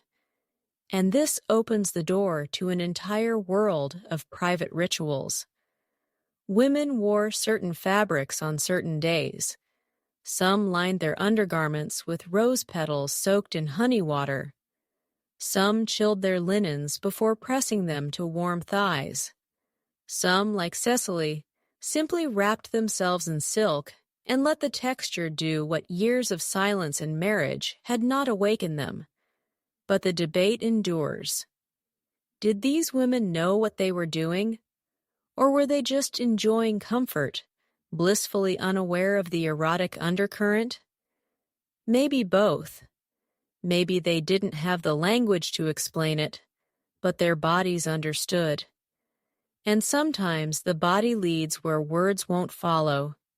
You stand now, letting your hand brush across Cecily's silk bedspread. It's soft, yes, but it's also heavy, grounding-like. It remembers every hand that's touched it and every thought that's lingered beneath it. She watches you closely, then says, "Take some, just a piece. Keep it near your skin. You'll see." And you believe her, because fabric, like memory, can hold more than what it seems. It can be both shield and key. It can wrap a woman in softness when the world only offers hardness. It can bring in silence, in slowness, in secret. As you leave her chamber, you feel the smooth silk tucked inside your sleeve, pressed against your wrist like a promise. And you realize that even in the most proper places, where everything looks controlled and holy and clean, desire lives, sometimes not in moans or motion, but in the brush of cloth against bare skin. And the woman who wears that cloth, she knows. You leave the manor district behind, the memory of silk lingering on your skin like a ghost. It follows you through the shifting light of day, down a hill toward a smaller settlement where the air smells like barley mash and tanned leather. This place is less polished, more practical. Homes are tighter together. Livestock wanders freely, and voices carry easily across the square. But you're not here for the noise. You're here for the silence, the ones preserved in ink, in careful script and well-meaning diagnoses, between the lines of men who thought they understood the female body, but really, really didn't. Today, you're cracking open the medical texts. you step into the stone-walled house of a barber surgeon named Arnold, where scrolls and codices lie open across a splintering desk. He's a local physician of sorts, not university-trained, but well-read, respected, and just detached enough to write about women without actually speaking to many of them. He offers you a chair beside his cluttered writing bench and gestures to the open manuscript. De secretis mulierum, he says, on the secrets of women. Quite useful. Ah, yes, that one, originally attributed to a medieval scholar named Albertus Magnus, though most experts now believe it wasn't written by him at all. De secretis mulierum was a wildly popular text throughout the 13th and 14th centuries. It promised to explain the mysteries of the female body menstruation, conception, pregnancy, and yes, sexuality. But what it mostly did was get things hilariously, outrageously wrong. According to the text, women's bodies were cold, wet, and inferior to men's, because of course they were. It explains that a woman's desire originates in the womb, which is prone to wandering if left unsatisfied. Yes, the infamous wandering womb theory. Masturbation, then, wasn't just sinful, it was dangerous. It might excite the womb, which could then float upward and cause suffocation, madness, or death. You blink. Arnold shrugs. That's why we prescribe marriage or leeches. Of course, it's easy to laugh until you realize how deeply this kind of misinformation shaped women's lives. These medical beliefs weren't fringe. They were mainstream. They informed how priests treated confessing women, how midwives were instructed to manage hysterical episodes, how husbands were told to pacify their wives if they showed signs of discontent, often through sex, but not necessarily through affection. Here's your quirky historical fact. A 14th century Italian physician named Taddeo Alderotti described a treatment for women suffering from melancholia of the womb that involved stimulating the genitals with warm compresses, herbs, and gentle friction, ideally performed by a trusted female assistant. Sounds like a spa day or a very old-school vibrator session. But of course, it was never described as pleasure. It was treatment. And therein lies the twist. Medical texts often framed masturbation, especially female masturbation, as both a disease and a cure. It was wrong if a woman did it on her own, uncontrolled, hidden.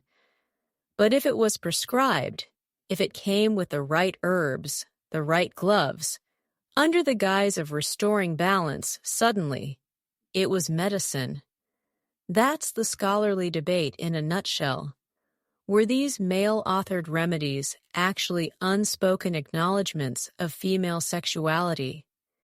Or were they oblivious attempts to medicalize things they didn't understand? You lean over Arnold's shoulder and read a case study he's copied. A woman in her 20s, no name given, complains of tightness in the belly, restlessness, heat between her thighs. She's advised to release the humors through a sequence of hot poultices, oil massages, and pressure applied to the gate of pleasure. It's written clinically, coldly, but it's impossible to ignore what's really happening here. Someone prescribed her a guided orgasm with all the bedside manner of a tax accountant.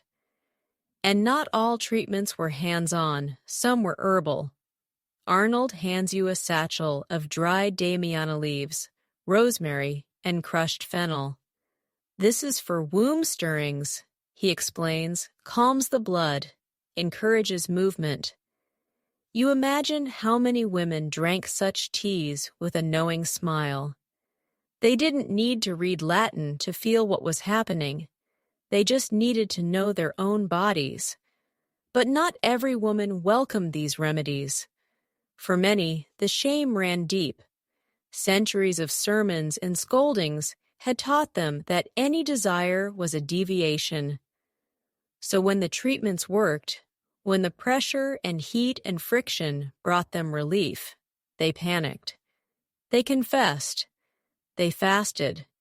And some of them were punished for experiencing the very pleasure that their doctors had prescribed. This is where Arnold looks most uncomfortable. He's not cruel, just clueless. Like most physicians of the time, he knows how to describe symptoms, but not sensations. It's not about pleasure, he insists. It's about restoring balance. He doesn't realize that for a woman who has spent her life being told her body is sinful, balance can feel a lot like joy, and that joy can feel like sin.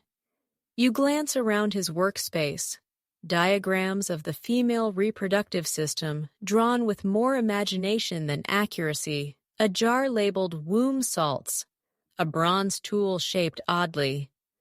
Arnold calls it a dilator. But the smooth, rounded end and the polished handle tell you otherwise. Whatever its official purpose, you suspect its use far beyond diagnosis. And that's the part that matters most. These medical objects and rituals, the oils, the massages, the steam baths, and friction tools weren't just clinical. They were contact. They allowed women, many for the first time, to interact with their bodies in ways that felt good. Maybe they didn't call it masturbation. Maybe they didn't even realize it, but their bodies did. Their bodies knew. You leave Arnold's house with a crumpled page from his manuscript in hand. The words faded, but legible. The woman is calmed by release, and her humors return to peace. There's no mention of sin, no punishment, just a quiet acknowledgement that relief matters, that pleasure heals. And maybe somewhere in the next town over, a woman will take her own copy of that text, light a candle, warm a compress, and run her hands exactly where she's been told to, not because she wants to be wicked, but because she wants to be whole. And maybe, just maybe, she'll feel something that goes far beyond balance, something like bliss. By the time you leave Arnold's house, the sun is high, and the world feels too bright for everything you now carry with you. Velvet secrets, pinewood tools, steam bath ecstasies disguised as medical care. And yet the day keeps turning. You follow a road that stretches beyond the town's edge, winding through groves of apple trees and fields of wheat, until you come to a walled garden, half overgrown, half cultivated. A strange blend of wildness and precision. Vines twist through trellises. Flowers bloom in tight clusters and then sprawl recklessly. Bees hum, a fountain trickles quietly in the center. This is no ordinary garden. This is the garden of earthly delights, or rather, a version of it. You're not looking at Bosch's chaotic masterpiece, though you'll think of it later. This is the medieval hortus conclusus, the enclosed garden, a symbolic space packed with theological metaphor, courtly romance, and if you look close enough, more than a little sensual suggestion. You step through the low gate, and at once you're wrapped in scent. Damask roses, sage, mint, violets. The air is thick with life, but it's also quiet. This garden isn't meant for gathering crops or tending livestock. It's meant for something else entirely. Meditation, yes, solitude, but also fantasy. In medieval art and literature, Gardens like this were often depicted as the setting for sacred encounters. The Virgin Mary receives the angel in a walled garden. Lovers in romances meet amid the roses. Even allegorical figures like Lady Reason or Dame Nature conduct their conversations beneath fig trees. But between all that holiness and high-minded dialogue, something else is blooming. Desire. You sit near a hedge where a statue of a woman stone-faced and serene holds a blooming pomegranate. Her gown clings in all the wrong places. Her expression is not modest, and behind her, a low stone bench is worn exactly in the spot where thighs would rest. Someone's been here before. This space, like many medieval gardens, is layered with metaphor. The pomegranate for fertility, the rose for virginity, the fountain you already know. These gardens were designed to reflect virtue, but they couldn't help hinting at pleasure enclosed, hidden, controlled, but not inert. Your quirky fact of the day. In some medieval manuscripts, especially those written by courtly women, garden scenes are used as coded diaries. One 14th-century noblewoman in Burgundy wrote a poem titled The Garden Within, where she describes laying among lilies and plucking ripe figs in secret. Sounds innocent until the line, "The dew gathered where I touched, and I drank until the silence sang." Literary scholars have tried to call it spiritual. Others say it's clearly erotic. Maybe it's both. And that's the thing. These gardens weren't just symbols of purity. They were paradoxes. They offered containment and freedom. You could walk here alone, away from the house, away from the eyes. You could breathe deeply, touch the petals, let your hand trail into the fountain just a little too long, and no one would question it. You walk through the rows of herbs, pausing at a patch of fennel and rue plants historically associated with fertility, arousal, and feminine balance. Women would gather here not just for cooking herbs, but for whispers, remedies, maybe instructions. One woman says, "Place the leaves under your tongue before you dream." Another says, "Let the mint oil warm your palms before you touch." A ritual, a rhythm. In one corner of the garden sits a woven bench shaded by a climbing vine. You sit and close your eyes, letting the scent and breeze wrap around you. You can almost hear them, centuries of women passing through this space. Some praying, some plotting, some simply lying back on the cool grass, slipping fingers beneath layers of cloth, surrounded by bees and birdsong, finding themselves in a space where no one was asking questions and no one was watching. There's a documented example of this exact kind of garden used by nuns in southern France. Though technically a spiritual retreat, its layout included secluded alcoves of stone benches, nestled behind hedges, and even a small bathing pool that could be heated with coals. One surviving journal from a visiting noblewoman, intended as a devotional reflection, includes a curious line. "I washed and waited, and the water taught me things I did not confess." That line has puzzled historians for years. But you get it. The garden didn't just offer women beauty. It gave them space, the kind of physical and emotional room required for self-exploration. A place where arousal could stretch out without being punished, where a woman could lie beneath the apple tree and think of saints, or a crush, or her own hands, and never have to explain. There's ongoing scholarly debate around the role of these gardens. Were they really places of secret pleasure, or are we projecting too much meaning into vines and fountains? Traditionalists say they were spiritual metaphors. Others argue the repeated presence of sensual imagery can't be ignored. The garden becomes a liminal space, not quite sacred, not quite profane, which is precisely why it works.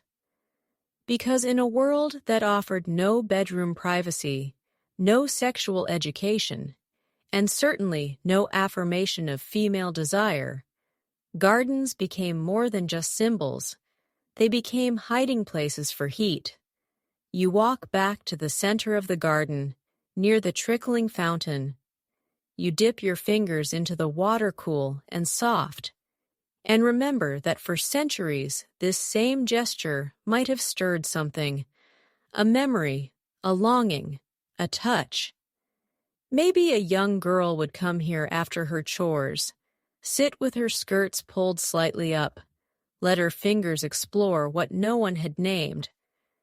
Maybe she felt fear, or maybe, just maybe, she felt like this garden contained but lush, shaped by walls but growing wildly in her own way. As you leave through the wooden gate, your fingers still damp, you glance back once. A breeze rustles the roses. The pomegranate statue seems to smile. And somewhere behind that hedge, a woman waits. Not for rescue, not for a lover, but for the next moment she can be alone in her own body, beneath sun and leaf, touching the root of herself without shame. You leave the garden just as the sun dips low behind the trees, casting long golden shadows across the worn path ahead. The air smells of turned earth and ripening apples, the day softening into that familiar hush just before evening, when everything starts to exhale. You walk now with purpose toward a story older than silk, older than saints, older even than the garden's tangled symbols. A story with teeth one that shaped every whispered warning, every stitched secret, every burning blush behind shuttered windows. You're headed straight into the heart of the first and perhaps most enduring narrative of shame, the tale of Eve. She's everywhere in the medieval world, on cathedral walls, in stained glass windows, painted into manuscripts, sculpted into stone archways. Always with that apple, always naked but hiding, often scolded, rarely defended. In the minds of medieval clergy and lay people alike, Eve wasn't just the mother of humanity. She was the mother of sin. And her greatest crime, wanting, reaching, tasting, knowing. You step inside a chapel now small and forgotten, tucked behind a crumbling stable. The roof leaks, and half the candles are stubs. But on the far wall, illuminated by the last streak of sunlight, is a faded fresco of Eve in the garden. She's beautiful, round, wild arms curled around her body, but her face is twisted in something that isn't quite guilt. It's more complicated, like she's sorry, but not entirely. Like maybe somewhere under the punishment, she remembers the thrill of biting into that fruit and realizing she felt something, and that's what you're here to unpack. In medieval theology, Eve's desire wasn't just a plot point, it was a framework. It shaped the entire way the Church talked about female sexuality. Augustine, the go-to voice for post-Roman Christian morality, argued that Eve's temptation brought lust into the world, that before the fall, humans could engage in sex without shame, without desire, purely as a function. But after, suddenly, bodies were unpredictable. Sin lived in the flesh, especially in women's flesh, which meant that from that moment on, Every flicker of female pleasure was a kind of echo, a return to that first bite, that first touch, that original yes. But let's talk about the weird, lesser-known detail in all this, the fringe fact buried beneath centuries of sermons. Some medieval thinkers genuinely believed that Eve's sin wasn't just disobedience, it was masturbation. No, really. In a few obscure theological commentaries, rare but real, there's an interpretation that Eve's curiosity wasn't limited to the apple, that when she gained knowledge, she turned it inward, that she touched herself, and that this act opened the door to lust, to sin, to shame. Now, this wasn't mainstream doctrine. It's not something you'll find in official catechisms, but the idea slipped in through confessionals, local sermons, whispered teachings. The idea that the first woman wanted too much, knew too much, touched too deeply, and the result, generations of women told to distrust their own fingertips. You sit in the back pew now, looking up at that fresco again. Eve's hand hovers just above the apple, but now you wonder if the artist meant something more, if that pose, that hesitation, wasn't just about a piece of fruit, but about the moment before you reach down and break a rule you were never meant to survive. And yet, women didn't stop reaching. They may have been taught that desire was a wound, but they still pressed into it. And for many, Eve wasn't just a warning. She was a mirror, the first woman to act on hunger, the first to seek knowledge, the first to be punished for curiosity, not violence. There's a medieval poem little known, tucked in the margins of a devotional manuscript from the 13th century. The author is anonymous, but the voice is clear. A woman writes, "I would have bitten it too had I been there, not from hunger, but from wanting to feel the juice and taste what the world had hidden." She ends the poem not with repentance, but with defiance. Let God guard the gates. I walk in with my mouth open. Tell me that's not powerful. Of course, the scholars go back and forth. Some argue that medieval women fully internalized Eve's shame, that they feared their bodies and sought only to purify them. Others argue that even within that system, women found ways to reclaim her story, that Eve became not just a villain, but an origin point, a reminder that the body matters, that touch isn't always sin, that knowing yourself, really knowing, is both dangerous and divine. You leave the chapel now, but Eve stays with you, not the weeping Eve of penitential art, not the blame-ridden figure of Sunday sermons, but a different Eve, one with dirt under her nails and a smirk on her lips, a woman who looked at the most forbidden thing in the world and said, "Why not?" And maybe that's the question medieval women kept asking. Why not feel this? Why not touch myself when no one's looking? Why not let pleasure unfold in the quiet when everything else has been taken from me? They lived with the consequences, of course, confession, punishment, guilt. But beneath all of that, a spark, a legacy, a lineage of women who took the story of the first sinner and rewrote it not in ink, but in sensation. And perhaps tonight, in a stone-walled room, another woman will lie awake and think of Eve not with scorn, but with recognition. She'll place one hand between her thighs and whisper thank you not to God, not to the devil, but to the woman who reached first. Because sometimes the fruit isn't forbidden, it's ripe, and it's waiting. The road twists now, narrowing into a dusty track lined with stones and wildflowers as you move farther from towns and closer to the kinds of places that don't show up on maps. The air feels dry, a little thinner, and there's a weight in your chest that isn't quite dread, but something close to curiosity laced with unease. You're headed into the strange territory of medieval medicine, where female pleasure was rarely acknowledged directly, but often blamed when things went wrong. Tonight, you're unwrapping one of the most misunderstood and honestly most ridiculous medical theories of the time: the idea of the wandering womb. Yes, you read that right, the wandering womb. According to several medieval physicians, and before them, ancient Greek and Roman thinkers like Hippocrates and Galen, a woman's uterus could become unmoored and start floating around her body.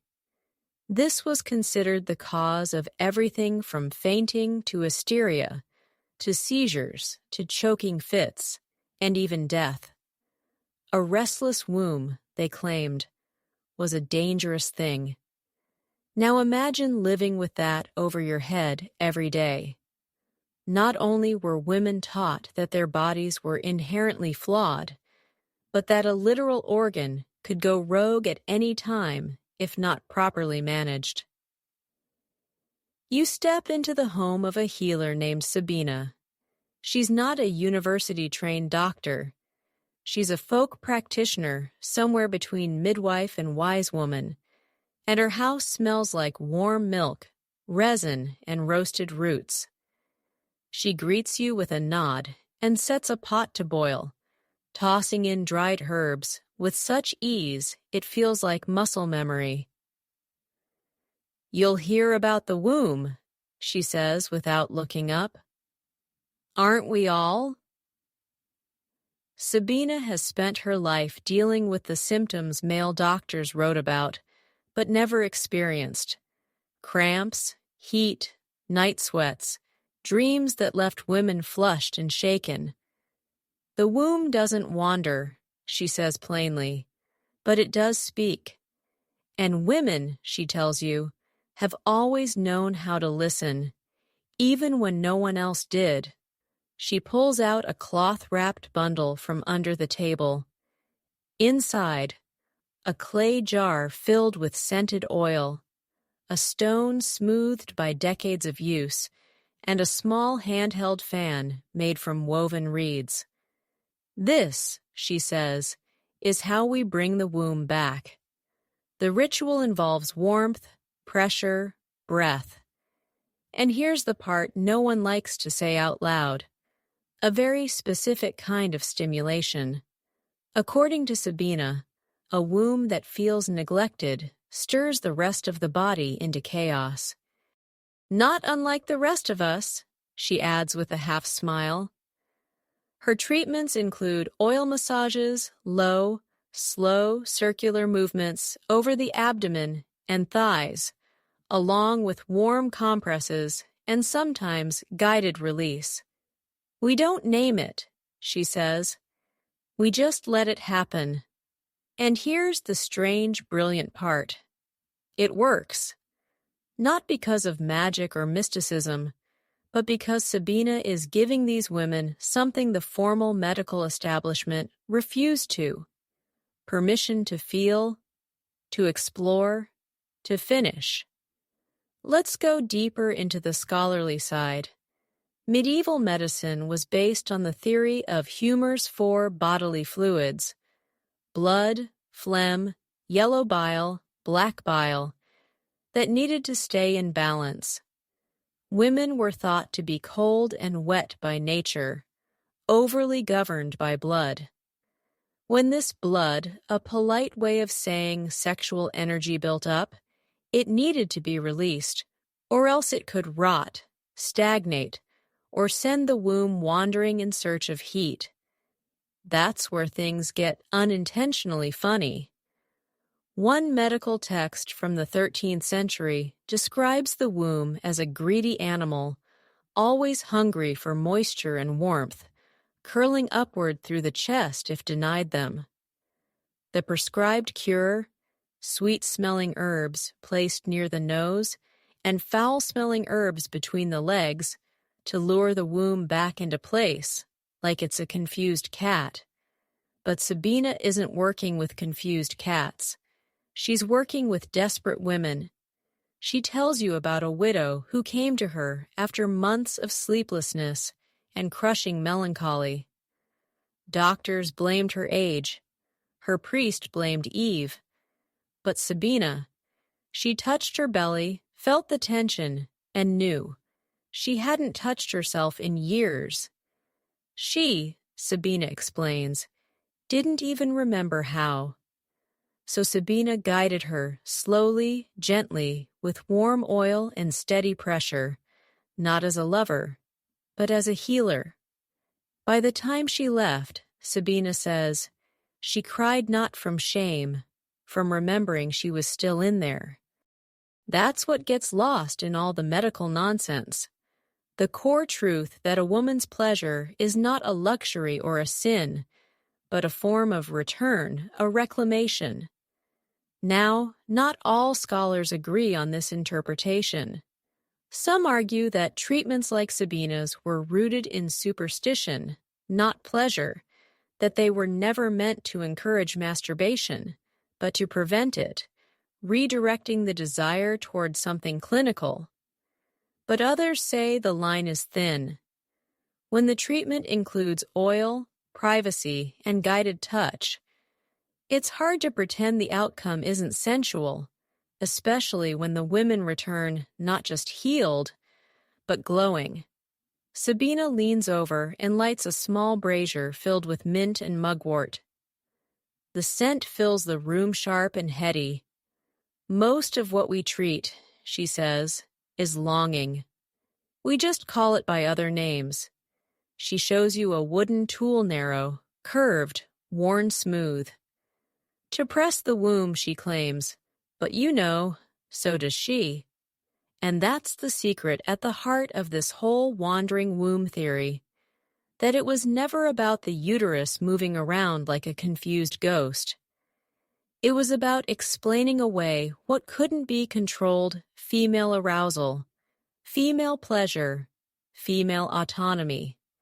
And instead of embracing it, they turned it into an illness. But women like Sabina turned it right back. You watch her pack up her tools, wipe the oil from her hands, and prepare her room for the next visitor. Another woman will come soon, with tightness in her belly and shame in her voice.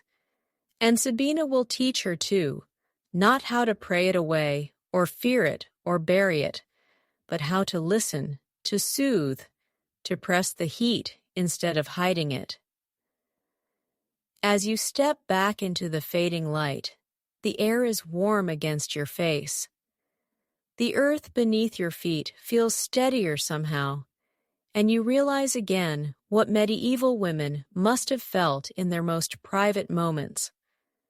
That despite the sermons, the medicine, the myths, they knew what their bodies needed, not gods, not scholars, not husbands, just them. Just a little heat, a little time, and the freedom to follow wherever the womb, real or metaphorical, wanted to go. The light is changing again, blue now, edged with the softest silver as twilight begins its quiet descent. You've left the wild herbs and wandering wombs behind, but tonight's destination takes you somewhere even more intimate. You're returning to the chapel, but not the kind where saints stare down from stained glass, or sermons echo off marble walls. No, this place is hidden beneath the floorboards, behind a cracked stone arch where cool air lingers and forgotten things sleep. You're entering a space untouched for centuries, and inside it, a drawer, not a metaphorical drawer, a real one, wooden, shallow, built into the frame of an old prayer kneeler, once used by the nuns of an abbey that was abandoned in the late 1400s and eventually buried by time and moss. The kneeler was uncovered during renovations just decades ago, half rotted, full of dust. Most thought it was empty, but beneath the warped baseboard was a narrow compartment, and what it held rewrites the story. Inside were two small carved objects, both phallic in shape, smoothed by hand, wrapped in linen. Alongside them, a short journal, its pages fragile but mostly intact. The script clear, elegant, written by a woman who identified herself only as S.A. Nun, a sister, a woman of God, and something else. You're reading her journal now, seated on the old stone steps, with the faint scent of damp earth and incense curling through the air. S doesn't name her abbey. She doesn't name her confessor, but she names desire over and over, like a prayer. I have lived two lives, she writes, the one they see and the one that wakes me in the dark. She speaks of dreams so vivid she wakes soaked with sweat, of kneeling in prayer and feeling heat curl low in her belly, of evenings spent alone in the scriptorium where the sound of her own breath became louder than any psalm. And eventually she writes of carving. I began with the wood from a broken stool, small, rounded, polished, until it sang against my hand. She used beeswax to seal it and linen to keep it hidden. She named it her second voice. She doesn't say the word masturbation. That word didn't exist in the way we use it now. But she says this: I touched not for sin, but for silence, for remembering that I am more than a soul in a habit. It's a strange kind of relic, this drawer of carved secrets. Not holy, not profane, just human. Now, the Church has long tried to erase this kind of story. Even now, the objects aren't on display. They are stored quietly in a museum archive, labeled as personal devotional items, which, depending on your imagination, isn't entirely wrong. Scholars debate their use. Some insist they were fertility charms. Others suggest therapeutic massage tools. But if you read S's words, if you hold the linen-wrapped wood in your hands, if you listen, you know. You know this wasn't a tool for health. It was a tether to herself. S writes that she wasn't the only one. We did not speak of it, she notes, but there were eyes that met mine in the candlelight with knowing. She describes a sister who hummed softly during evening prayers, her body swaying more than necessary. Another who asked too many questions about herbs that heat the blood.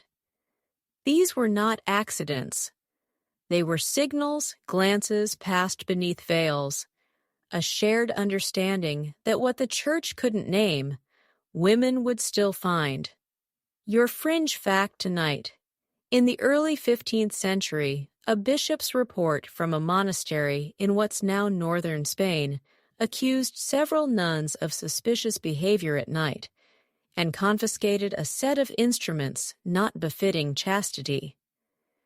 The items were never described in detail, but the language used, carved in the likeness of the masculine and softened with oils, left little to the imagination.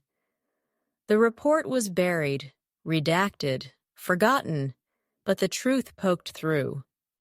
Because, of course, women touched themselves even in the heart of sacred spaces, especially there. Where else were they free from men, from marriage, from the noise? This drawer's drawer is more than a stash spot. It's a time capsule proof that for at least one woman, the act of self-pleasure wasn't rebellion. It was ritual something done with care, with rhythm, with gratitude, something woven into her daily life, right alongside rosary beads and candle wicks. She describes the moment after lying flat, palms open, whispering psalms not out of shame, but peace. "I do not think God is angered," she writes. "I think he listens. I think he understands the music I make with my breath." That's where the scholarly debate rages hardest.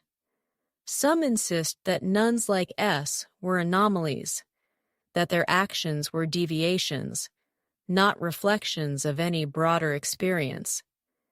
But others argue that these moments, though rarely recorded, must have been more common than we assume. After all, what kind of system forces young women into vows of chastity, locks them in cells, encourages them to purge every impure thought, and then pretends their bodies simply comply? The drawer says otherwise. You close the journal slowly, fingers lingering on the brittle edge of the parchment. You trace the grain of the wooden object wrapped beside it, and you feel somehow not like a voyeur, but a witness like someone who's just been entrusted with a secret too precious to keep buried. You step back into the chapel's main room. Above you, the crucifix looms, but it doesn't feel angry, just watchful, maybe even tender.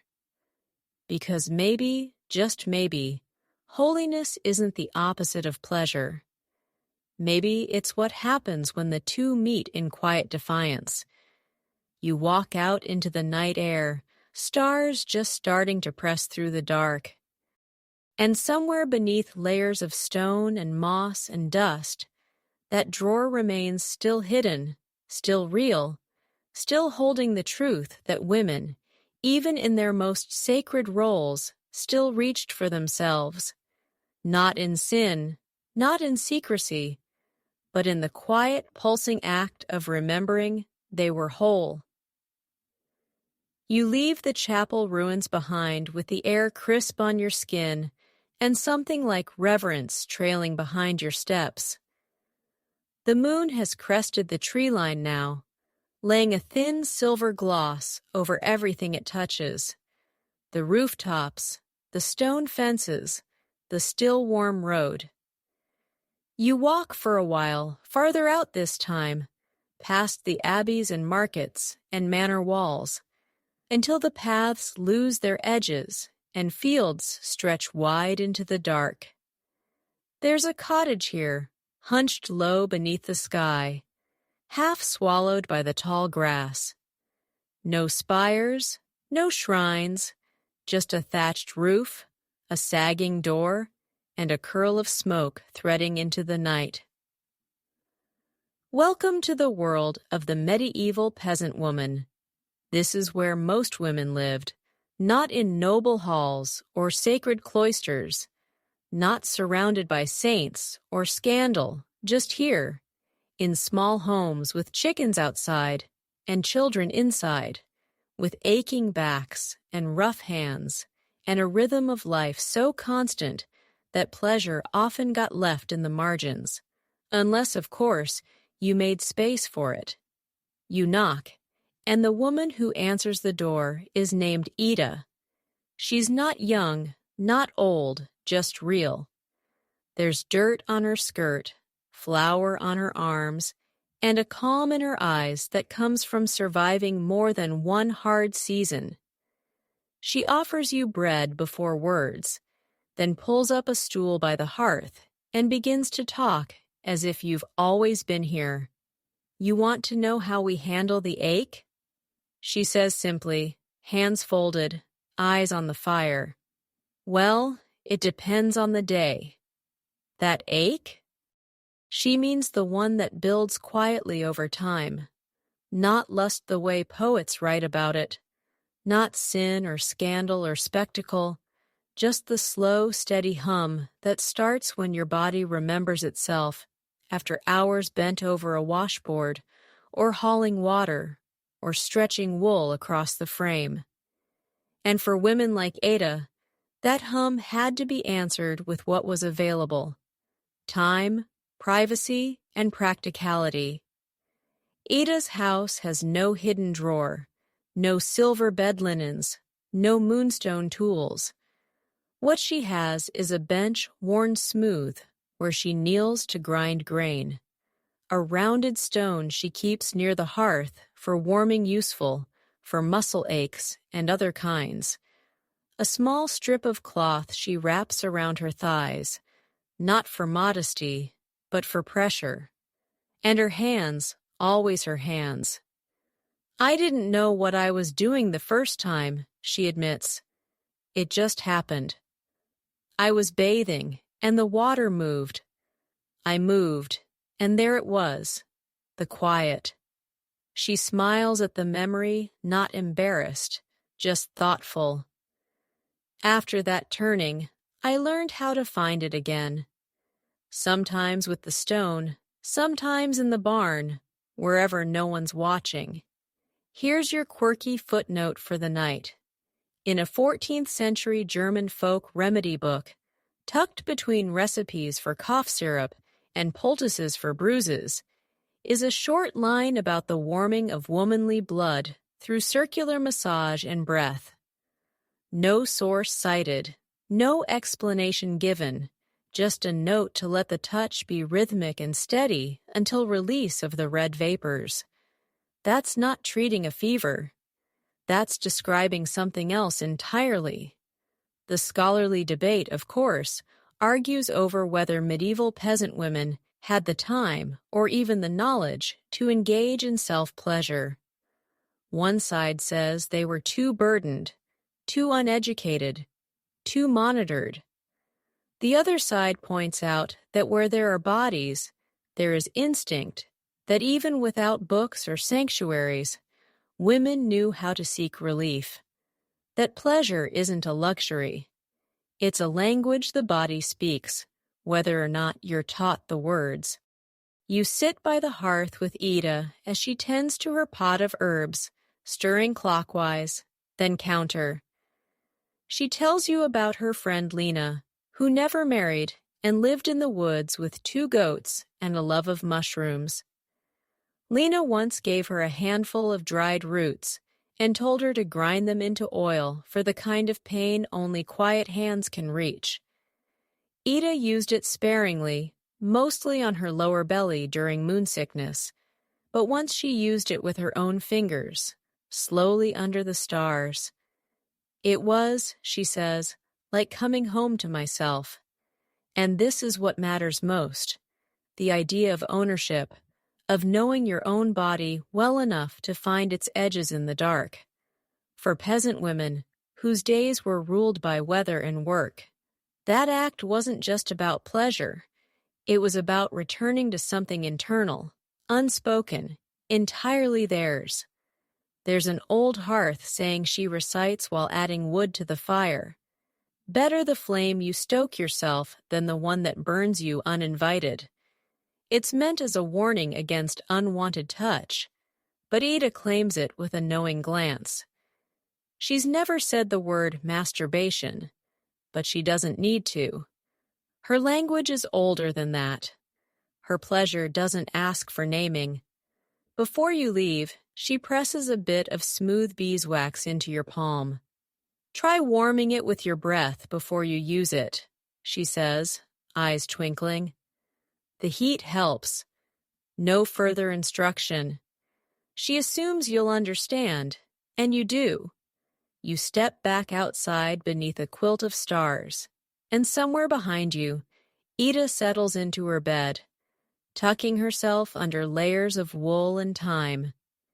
Maybe before sleep takes her, she'll reach for that familiar cloth or stone, not with guilt, not with desperation, just with the calm of someone who knows how to quiet her own ache.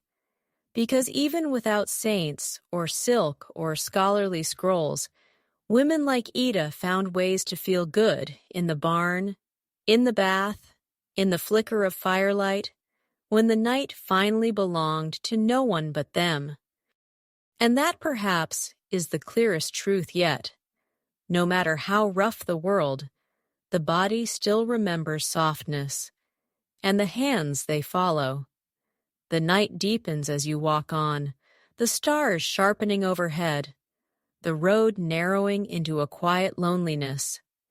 There's a hush to this stretch of land, a kind of ancient quiet that presses at your back like a hand. It's the hour when the world feels suspended, when people sleep and the things they dare not say during daylight finally slip out in dreams. But you're not dreaming. You're moving toward a space where speech was both forbidden and preserved, where women's thoughts, especially the intimate, trembling ones, were carved into wax, inked onto parchment, and buried beneath layers of metaphor. Tonight, you're walking into the scriptorium. You arrive at a small priory long deserted, its windows shattered by storms no one remembers, its library strangely intact. The heavy oak door groans open, and the scent of dust, old leather, and ink-stained time fills your lungs. A beam of moonlight cuts through the ruin's roof and falls onto a writing desk. And there, half forgotten, curled like a sleeping animal, is a manuscript. You crack it open, and what's inside doesn't read like a sermon or medical treatise. It reads like longing. We need to talk about medieval women's poetry, and not the kind you find in official collections, polished and passed through male scribes. This is different. This is the fragmented verse found in the margins of prayer books, in personal journals, even in court record snippets that pulse with something electric, something felt. One passage, scrolled in a hand that's careful but unsure, reads, "In the night, I made the sign of the cross and let my hand wander further. I told myself it was for peace, but I found more." There's no name, no title, just that line, tucked in the back of a book of Psalms, right between a passage on suffering and one on divine mercy. That's the kind of subversion women practiced in script. When they couldn't say, "I touched myself," they wrote, "I wandered." When they couldn't write, "I craved," they wrote, "My body was restless." And when they couldn't say, "I finished," they said, "The silence broke and left me whole." Sitting now on the bench beneath that broken roof, you read a poem copied in Latin, but likely written by a woman whose identity has been lost to time. The translation runs something like this: "She brought the oil with her breath and warmed by thought alone.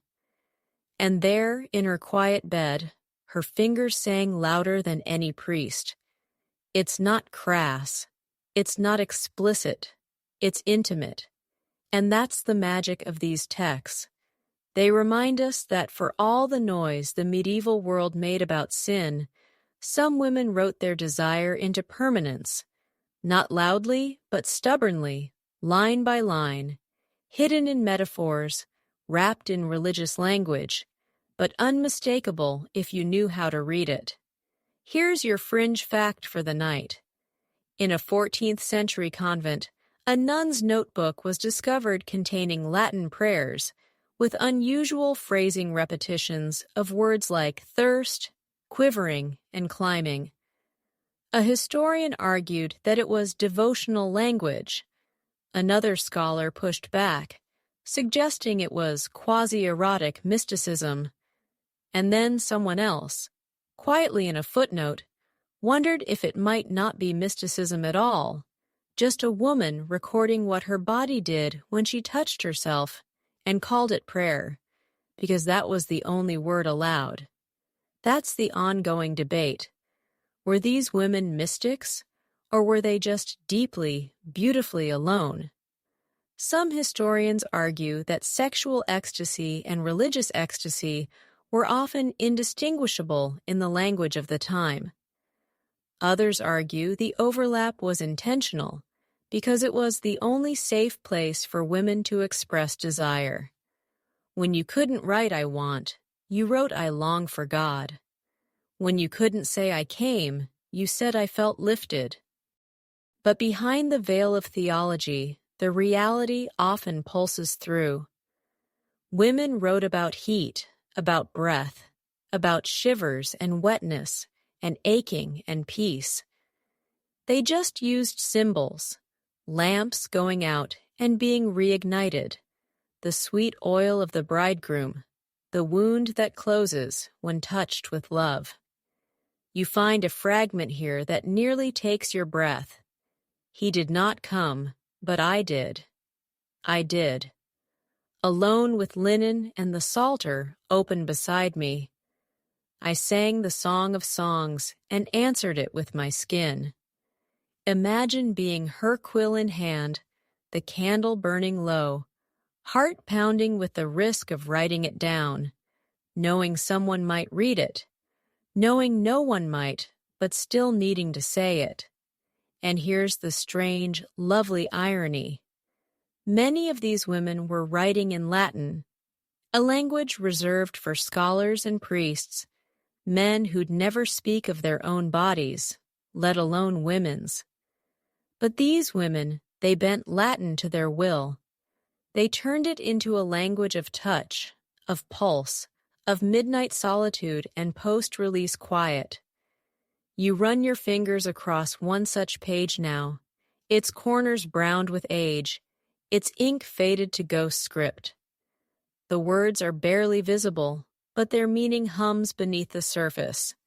A woman wrote this, not for glory, not for fame, but because after touching herself, she needed to speak it somehow. And if no one would hear her voice, maybe the parchment would, and maybe that was enough. Outside, the moon has shifted, pouring its light directly onto the page. You sit in silence, the air so still you can hear the ink's memory breathing. And you realize these aren't just poems. They're testimonies proof that even in a world where desire was punished, women still dared to record their pleasure, carefully, secretly, but permanently. And that's the softest rebellion of all. The moon has begun its slow descent, dragging the stars with it, and the horizon glows with that faint, bruised color just before dawn. But you're not finished. There's one last place to go tonight, a space that exists outside of borders, outside of church bells and manor walls, and dusty scrolls. You're headed toward the edge of the forest again, though this time deeper than before. Past the tidy herbs, past the carved spoons, past even the gardens of metaphor and embroidered innuendo. This is where stories lose their polish, where myth and medicine mix freely. This is the world of the cunning woman. She has a dozen names depending on where you find her. Wise woman, herb wife, witch, midwife, bone knitter, moon teller. But they all mean the same thing. A woman who knows things she wasn't supposed to know. She's not just healing wounds or delivering babies. She's guiding people through the murky territory of need. And yes, that includes desire. You find her cottage tucked beneath a leaning willowet's roof, patched with bark, the doorway barely wide enough for 2 shoulders. She doesn't open the door when you knock. You walk in, and she's already there, stirring something thick and red in a clay pot, humming under her breath in a language that doesn't care whether it's remembered. She looks up and grins, all teeth and crow's feet. Took you long enough. You sit beside the fire without being told, and she offers you a cup of something bitter and warm. It kicks your tongue awake like pepper and dirt and memory. And then she says, "So you want to know how we really did it? Not did it, did this. The secret acts, the unspoken touch, the midnight rituals that no one wrote down because they couldn't be explained. This is the part of the story that doesn't live in books or scrolls. It lives in breath, in hands, in dreams passed down mother to daughter, neighbor to neighbor, with a wink and a recipe that always left something out on purpose. She pulls a bundle from a woven pouch. It smells like cloves and smoke. Inside, a carved root, oddly shaped, polished smooth. Angelica, she says, shaped it while it dried, heated in milk, rubbed with goose fat. She says this casually, like she's talking about making bread. But it's not bread. It's a tool, or maybe it's a friend. You ask if it's for healing. She shrugs. Isn't pleasure a kind of healing? You've heard it before, from the widow, from the nun, from the woman with the beeswax tucked into her sleeve. But from this one, it sounds more like a spell than a question. She begins listing old names: St. John's candle, red root, moonkeeper wine. These are not modern brands of candle scents. They're ritual ingredients, some real, some maybe imagined used by women to stir things, to bring warmth, to call the blood downward. She talks about women coming to her eyes wide with fear or frustration or exhaustion. They don't always say it, but I can tell. And what does she give them? Sometimes a bath of ginger and rose hips. Sometimes a salve made with honey and ground violet petals. Sometimes just a place to lie down where no one's watching. And once, she says this while laughing into her bowl a long feather and a set of instructions whispered in a mix of Latin, French, and nonsense. She came back the next day and brought me butter and a song. That's the kind of economy women like her worked in. Butter, secrets, peace. Now let's be clear. Historically, cunning women were both revered and reviled. They were midwives, healers, and therapists before therapists existed. But they were also accused of witchcraft, especially when their remedies strayed too close to pleasure or autonomy. A woman who gave another woman the means to enjoy her own body without a man, that was dangerous. And yet they persisted. There's an archived court record from 15th century Wales where a healer was accused of giving herbal balm to a maiden who thereafter touched herself in the absence of sin. The phrasing is bizarre. What does absence of sin even mean? Scholars aren't sure. Some think the girl confessed that the act didn't feel sinful, that she had, through touch, found something holy, and that it had begun with the cunning woman's salve. That's the scholarly debate tonight. Were these women merely midwives working within the boundaries of what was acceptable? Or were they quietly pushing those boundaries, offering not just healing, but liberation? Most records are vague innuendo, testimony blurred by fear and translation, but oral history says otherwise. The woman in the cottage opens a drawer beneath her hearth and pulls out a box wrapped in rabbit fur. Inside, an assortment of objects that look like ritual tools, but not for summoning spirits or hexing cows. Small stones shaped to fit into palms, a phallus carved from redwood and worn with use, a cloth pouch filled with what she calls the warming powder, which turns out to be cayenne, mint, and powdered bark. She tells you to mix it with oil only a drop, or you'll feel like a fox on fire. These weren't spells, they were instructions, but they had to be hidden because any woman who taught another how to find joy alone, who gave her permission, material, space, was a threat to the church, to marriage, to silence. Still, the knowledge lived on passed hand to hand, not as books, but as bundles.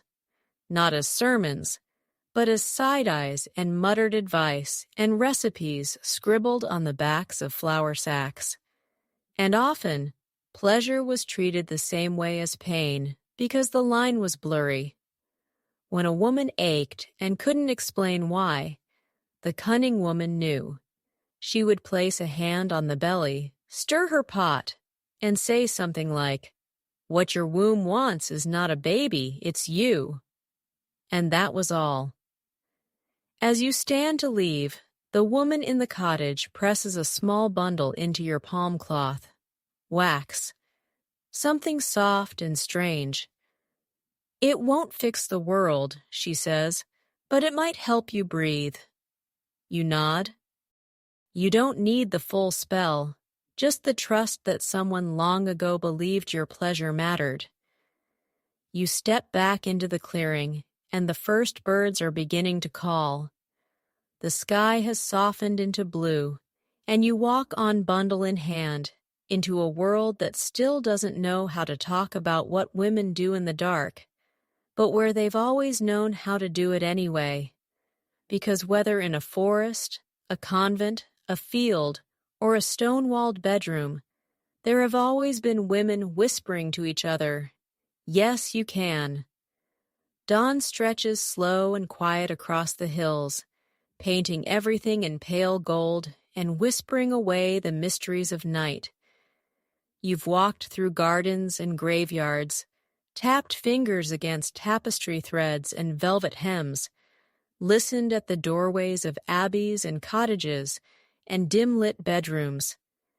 And now, as the sky blooms above you, you come to a place that's neither public nor private, but somewhere in between. It's the crossroads, not the metaphorical kind, the literal one where four paths meet and nothing is marked, but everything is remembered. There's an old wooden post here, moss curling around its base, and a low stone wall crumbling nearby. The wind carries no scent of incense or stew, just grass, earth, breath. It's quiet, but under that quiet, a hum, the kind you've started to recognize, not from a place or a person, but from memory, from everything the medieval world tried to cover, shame, sermonize, or erase. Because tonight, no. This morning, we're standing where the stories meet. You sit on the wall and begin to thread the pieces together. There's the noble woman with silk between her thighs, wrapped in fur and secrets. There's the nun who carved herself a psalm and tucked it into a kneeler. There's the herbalist with her root-carved remedies and rye instructions whispered by candlelight.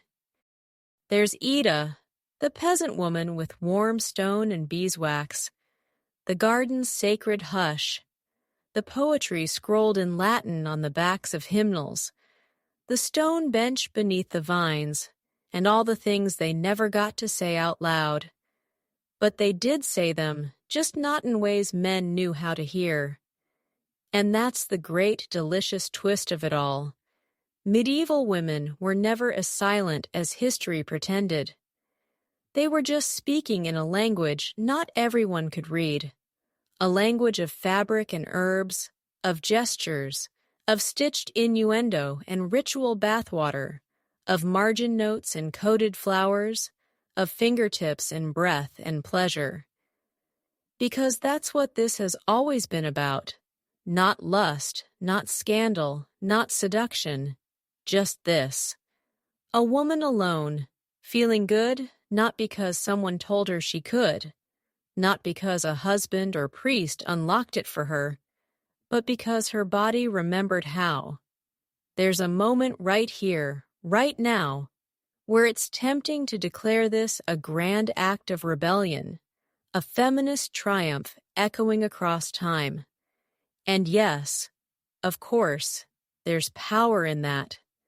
There's defiance in every private moan, in every hidden touch, in every carved root passed from hand to hand like a relic of freedom. But it wasn't always rebellion. Sometimes it was just necessity. To be a woman in the medieval world was to be constantly handled, judged, instructed, and blamed. Your body was always under someone's ownership: father, husband, confessor, physician, priest. But your desire, your pleasure, that quietly, stubbornly remained yours. Even if you couldn't name it, even if you were punished for it, even if you didn't fully understand it, there was always that private moment at the end of the day, when the chores were done, when the door was bolted, when you lay still, pressed your palms to your belly, and let the ache unspool. You think back to the confessionals.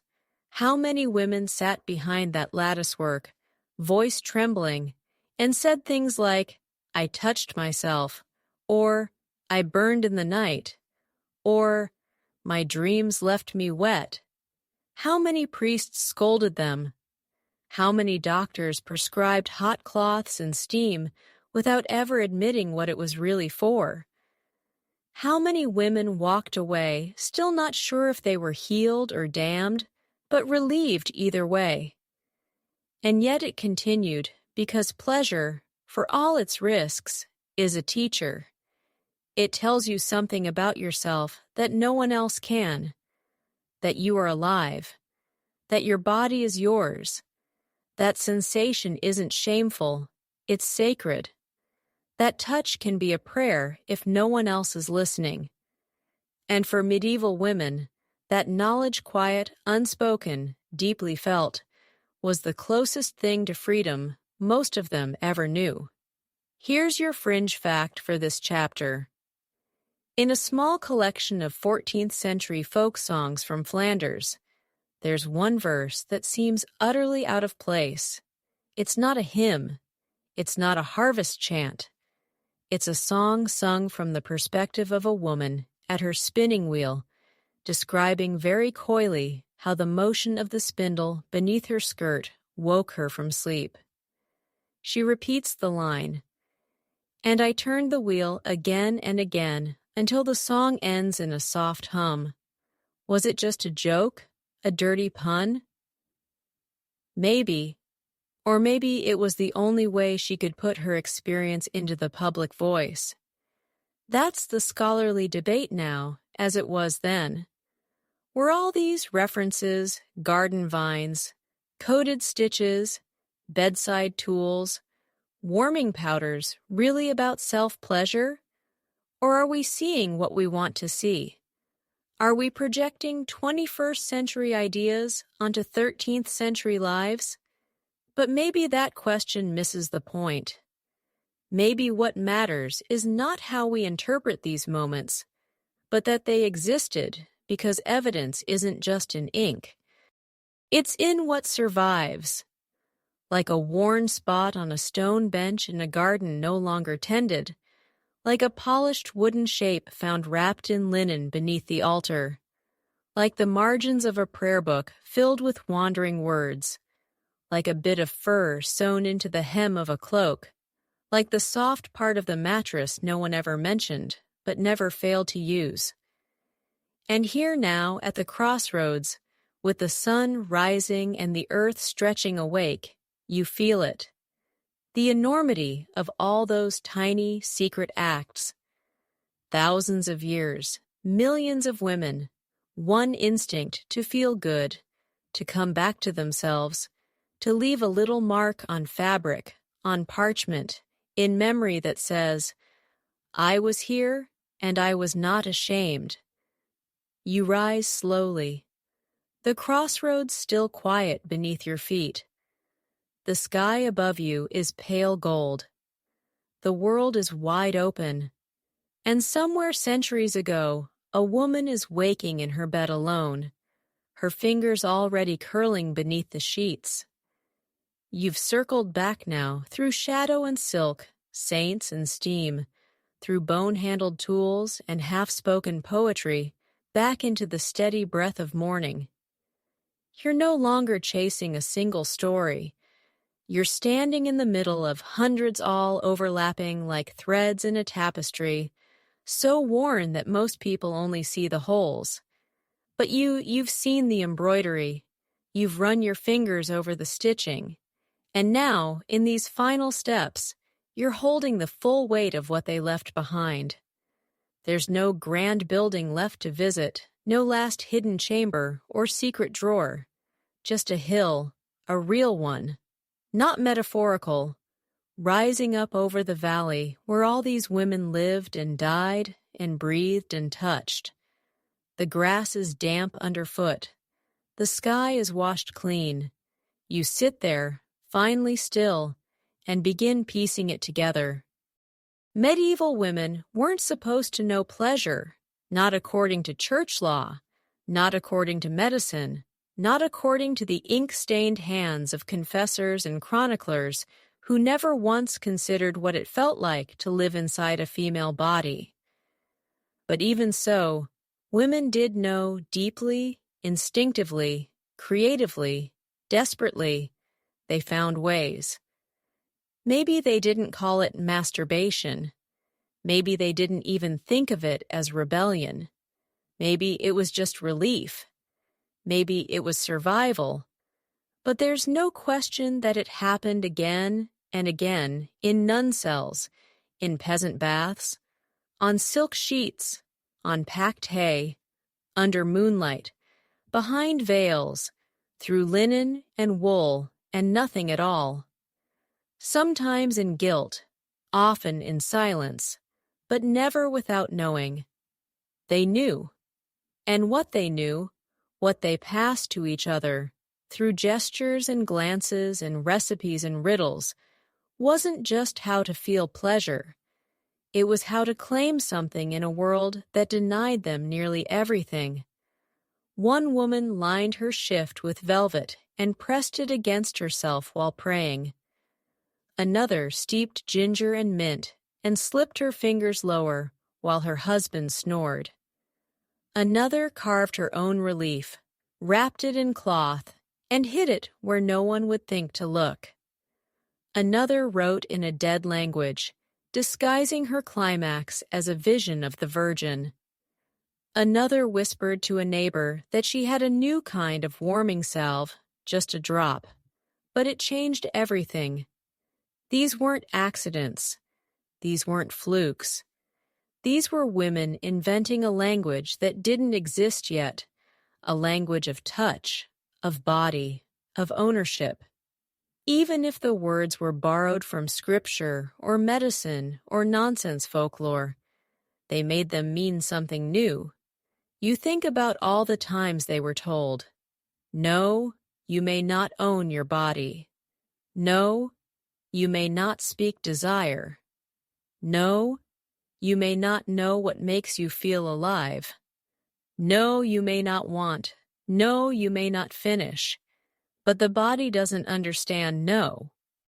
The body, when left alone, when given quiet and warmth and a single moment to breathe, remembers. It remembers pleasure like it remembers breath, something built in, something cellular, something older than scripture, older than sin. That's the fringe fact you leave with tonight.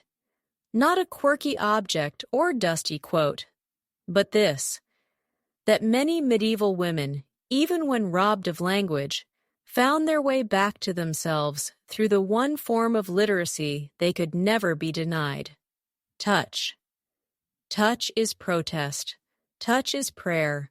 Touch is inheritance. And scholars still argue over the details. Was this really sexual? Was it truly subversive? Were they empowered or trapped? The truth is, yes, all of it. Pleasure in the medieval world wasn't a single thread.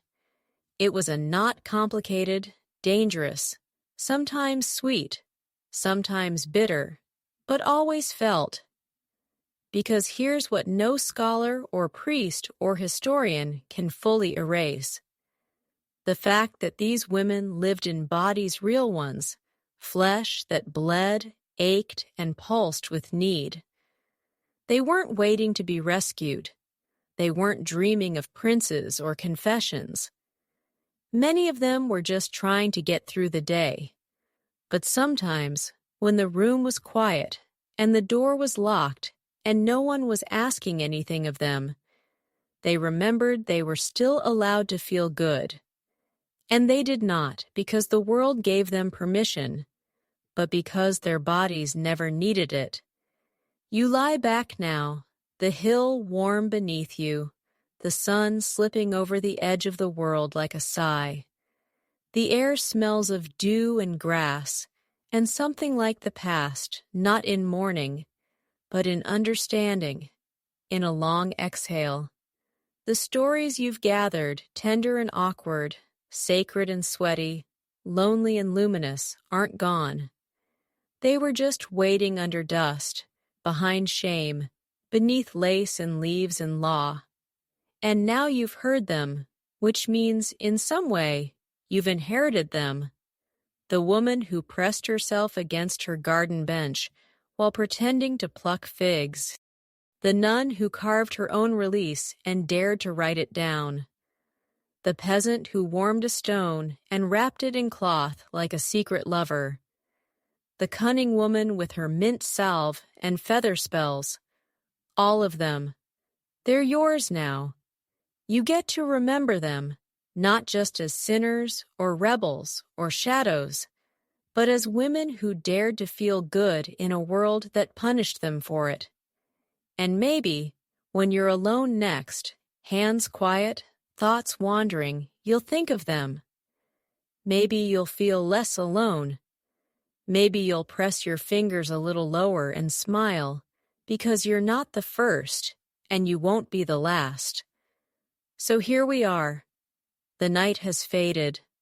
The sun has fully risen, and you've walked across centuries barefoot in some places, shod in others, listening to women who were never supposed to be remembered for this, for touching, for aching, for knowing themselves in ways history still isn't entirely comfortable with. You've sat with nuns and widows and midwives and dreamers. You've read between the lines of psalms and poems, traced the shapes of objects no museum labels clearly, and stood quietly in gardens where nothing was ever planted by accident.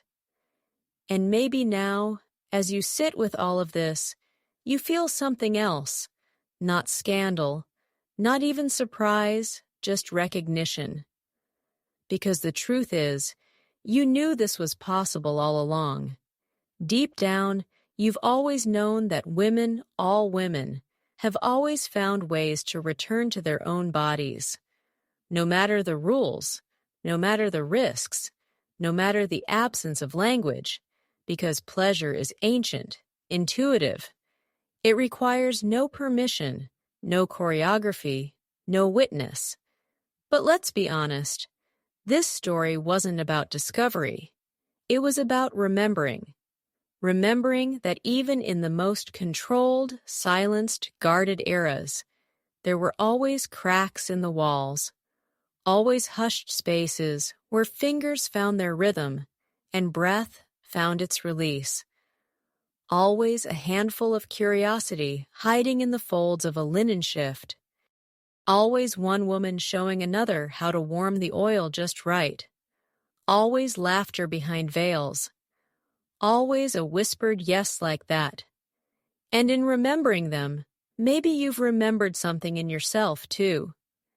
So before you go back to your day, whatever it looks like, pause, take a breath, take another, and let this linger. Let the warmth stay with you. Not in the form of facts or footnotes, but in the way your shoulders settle, the way your pulse slows, the way your body, even now, thanks you for listening. Because maybe, just maybe, she's been waiting for you to come home to her, not with shame, with softness, with curiosity, with the same question they asked in gardens, in abbeys, on worn stone floors. What if I touched and nothing bad happened? What if I liked it? What if I came back to myself and it was holy? Thanks for walking this story with